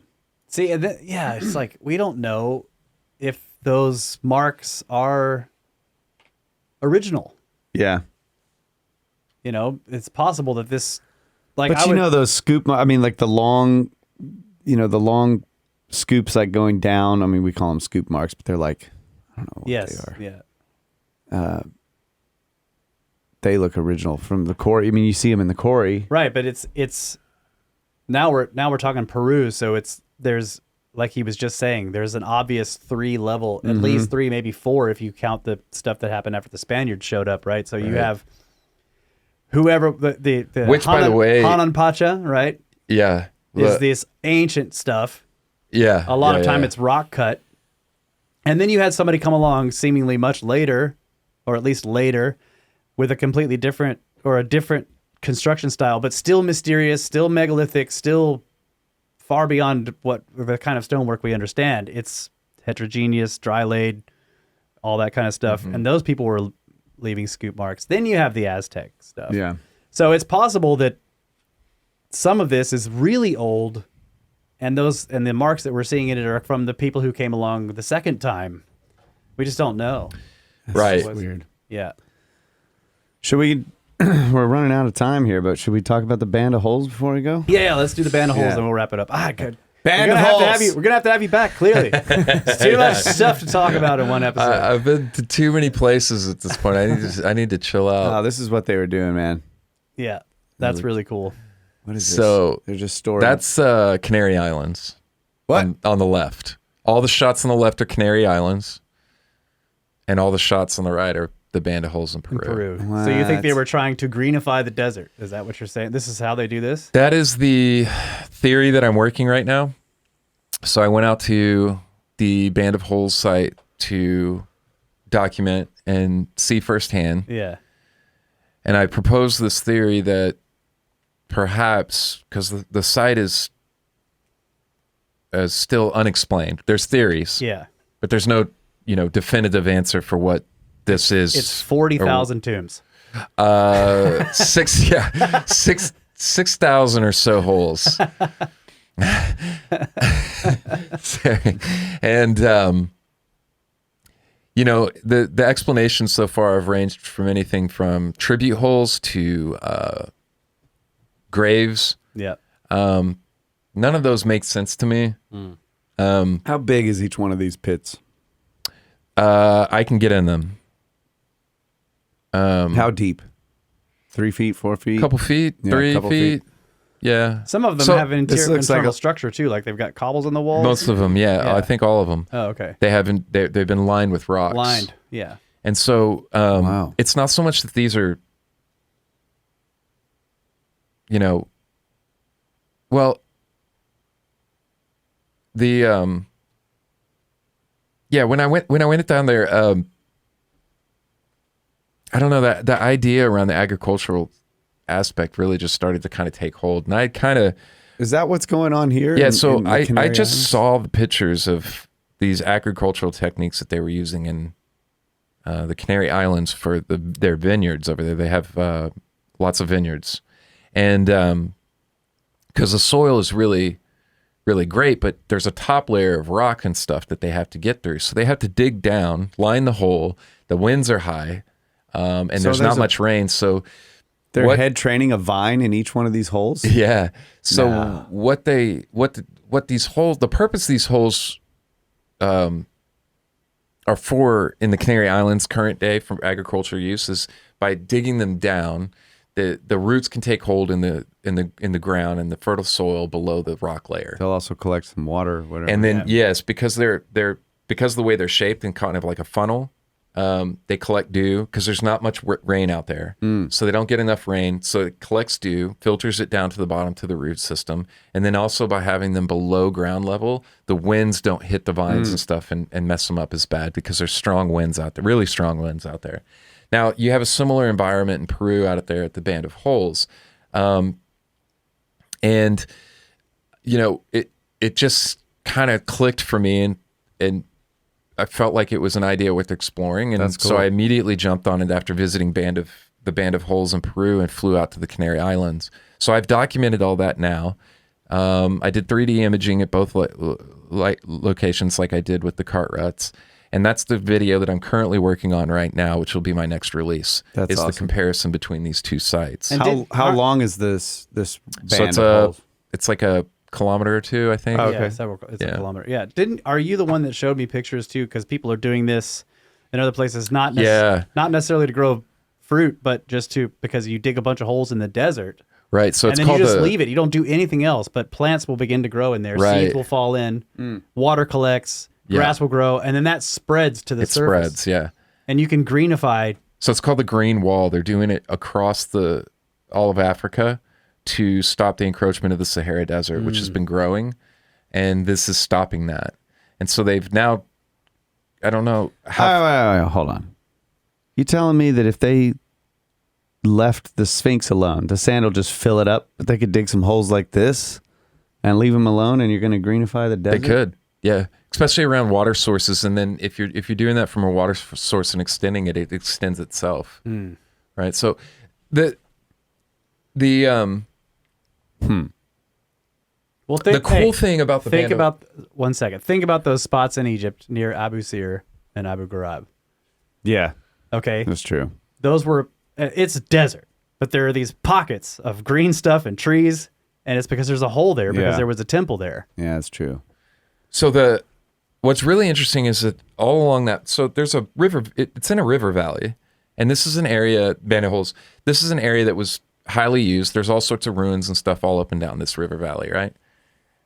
What you can see is evidence of up and down the area down by the river is still in modern use for farmland, which this is not far from. It's right there. Yeah, Now, what you can see is up and down the sides of the mountain, how, this used to be a populated area, and obviously, what it looks like is there There are they outgrew their resources, right? So the population grows, and this is fairly typical. I learned all this from Andrew Millison, who has a huge YouTube channel, and he's been involved in that Green Wall project. And I reached out to him for some expertise. He, I believe if I'm correct, runs the agricultural department at, oh gosh, I can't remember which university on the West Coast. But anyways, he shared a lot of information. Population collapse when you outgrow your resources in that area, and it looks like that's what happened here. And they cut on all the trees. Eventually, they kept going up and up and up as their resources got fewer and fewer and fewer. Now these mountains, they don't have anything growing on them. Where they probably used to have trees, but you can tell they were doing water management because there's tracks and trails going down the mountain side that clearly look like they were funneling water or directing water off the mountain. And so there's a lot of different evidence that I'm really looking forward to digging into. I've started certain aspects of the video, but I haven't gotten into that part yet. And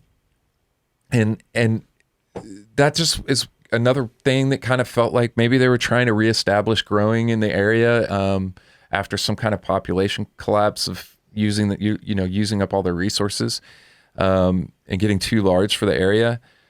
But I don't know. We'll have to dig into some of that. There's also what looks like remnant structures near the band of holes. There are up in the mountainside. Yeah.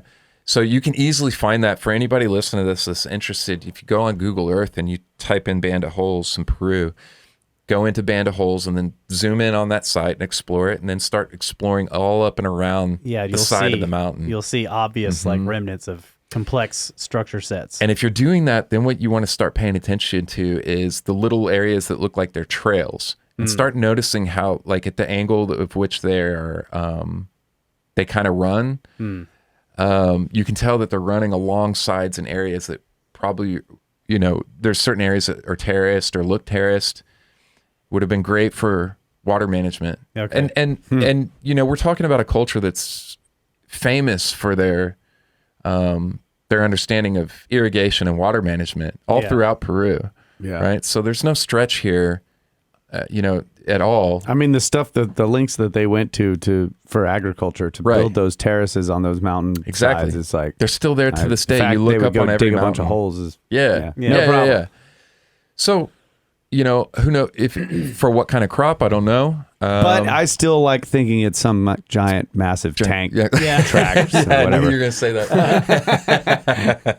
An alien tank machine rolling up the mountain. It just needed samples. It just rolled across and took a bunch of samples of the. Took off. Yeah. You're like, what do we need? What do we need to know to make the landing strips over in Nazca? Yeah. Yeah, exactly. And that whole area is wild. I was able to film a lot of really cool geoglyphs and stuff too. Yeah. Some relatively unknown ones that are actually older than the Nazca lines we were able to film. And that video's out too. That's You think the geometrical ones are older than the pictorial ones? The ones that we filmed were more pictorial ones, and they're supposed to be older by a bit than the Nazca lines. Than the geometric ones. Yeah. And they're not really well known, and I can't remember what the title of that video is, but it's one of my most recent. In fact, I could just look it up real quick. It's one of my most recent ones. So what about it's easy to find. I said in a previous segment we were going to look up your buddy's site that does the scans or whatever. I know he was so totally failed to do that too. Pulpa, the Pulpa geoglyphs. Okay, Pulpa. So documented those and put that out. I was looking up. It's my buddy Sean. I'll put all these links in the show notes. Okay. Yeah. So how about I give you guys that information? You guys can look up, anybody listening or watching can look all that information. We'll put it all into the description. Yes, there we go. It'll be in the show notes for sure. Perfect. Then I don't have to look like such an asshole. Because Sean is a boss, and I'm so happy to be working with him on this. Him doing the 3D imaging and taking all that LiDAR work and putting all that work in is going to be, I think, the next level type stuff. Because when it comes to documenting ancient sites for myself or anybody, because you can do this in the palm of your hand with your phone. Yeah, it's incredible. And it's a lot of information, a lot of valuable data to have to be able to analyze some of these sites, specifically something like the cart ruts. Yeah. it's invaluable, I think. Yeah. You know, it's way better. I mean, if you're a nerd like me, it's way better than just the drone and stuff like that. Yeah. You can get in, really dig into Well, some of this. if we get to Turkey, I'll LiDAR as many of them as That'd I be can. huge. And we can. And you can, and you don't have to just, I just want to point this out to people because I was just in Spain and Italy. And the whole reason I went to those two places, I've been to both before, but the whole reason I went this time were these statues that I wanted to see. I wanted to see the Lady of Elche. I wanted to see the Release from Deception and the Veiled Christ and a bunch of these different statues in these museums. And while I'm in the museum, you can take pictures and video. So I was just LiDARing stuff, yeah. these ancient statues. Yeah. So I have LiDAR imaging of the Lady of Elche, of all these different amazing statues and ancient statues and pieces of work that are in these museums. And I'm really looking forward to digging into those too. I'm excited about that. Yeah, You know, that's it's cool. tough when they're polished. Like in Egypt, we've tried to LiDAR some of the polished stuff that's in the museums, Yeah. or even like, well, there's a sarcophagus under, what's the one at Lahoun? Yeah. It's so polished that Yeah. the LiDAR just, it doesn't work because the Really? lasers bounce off of it. Really? Yeah. And so you get these weird artifacts because Which it's is actually, weird. Wow. it's actually like the camera is looking at the stuff behind you on the object because No the kidding. reflection is so good. Yeah, it's tough. I mean, that says something in and Yeah. of itself right there, it's right? tough to LiDAR About the really polished ones. Yeah. Golly. Wow. Yeah. Are you planning to go to the Barbar Caves? Have you ever been? No, I've never been. Well, wait. go. There's a lot of places that I've been that I just forget that I've been. What is it? In India. It's India. It's like I've never been to India, and they're it's like- like India's my number one place that I want to go to in the world, and I've tried 3 times. Something has happened for whatever reason. I just wasn't supposed to go, Yeah. and so now I've just backed off. Instead of trying to make it happen, I'm just gonna wait till I can go for like a couple months Yeah. because there's just so much in India. It's like the number one place I've wanted to go. Yeah. That I there's a haven't lot, been. there's Wanna a get lot there of too. rock cut stuff that I want to see in India and just in the caves and yeah. Yeah, that one Kailasha. Yeah. I mean, that's Yeah. that's probably the number one place that I want to be. That I don't know how to haven't say been. them. Elejanta caves. Yeah, They call them caves. They're not Yeah. caves, right? right. Yeah, that whole area because that's all in the same area. Yeah. right. Yeah, that whole area. I was doing like Barabar's in the middle of nowhere, though. okay, yeah, and you know you could probably throw a stone in any direction from any of these sites and hit another ancient Yes. site. Yeah. Yeah. Yeah, I'd love to go to India. I'm not too excited about the idea of the food, like the you know, depending on find like McDonald's. I'm not doing the street food. I don't know if you guys seen the video, but there's somebody that's been making street food videos and just showing like the dude like scratching his butt or wiping his nose and then making the food and like it's all on the floor and then serving. So there's these videos and I just keep sending it to my buddy. He's like, dude, this is not helping the case from bringing me along, you know. I love Indian food. I don't want the street food. I don't think. Yeah. Gotta have good guides. Yeah. That's what you Yeah, need. They know. exactly. Well, tell people where they can find you. Yeah, So they can absolutely. search out your So stuff. my YouTube channel is Wandering Wolf, and my website is wanderingwolfproductions.com. And my website, you can find everything. I've got a book release coming and hosting tours now. My first tour to Peru in October. So those are some of the big things coming up. And then the videos that I have coming out are on the Band of Holes first and then the Cartwright stuff with everything that we've been talking about here. And all my socials are WWOLFPROD on every social. So WWolfProd. Yeah, I think that's it. Yeah. Cool, man. Yeah. Well, thanks for coming out. This Oh, was a yeah. blast. Yeah. I had a blast. This is great, Heck guys. yeah, Thanks man. for having me. It was a nice drive down here, too. It's cool that we're as close as we are. Yeah. Yeah. So we'll have possibly to more adventures. need to get up to Round Rock next. And, Yeah, that'd be great. Yeah. Just All right. we'll time the weather better this time. Yeah. Yeah, for sure. All right. And to all of you listeners out there, thank you guys so much for listening, watching, and supporting the show. We love you. Always have. Always will. Good night, Adamu. Get back to work.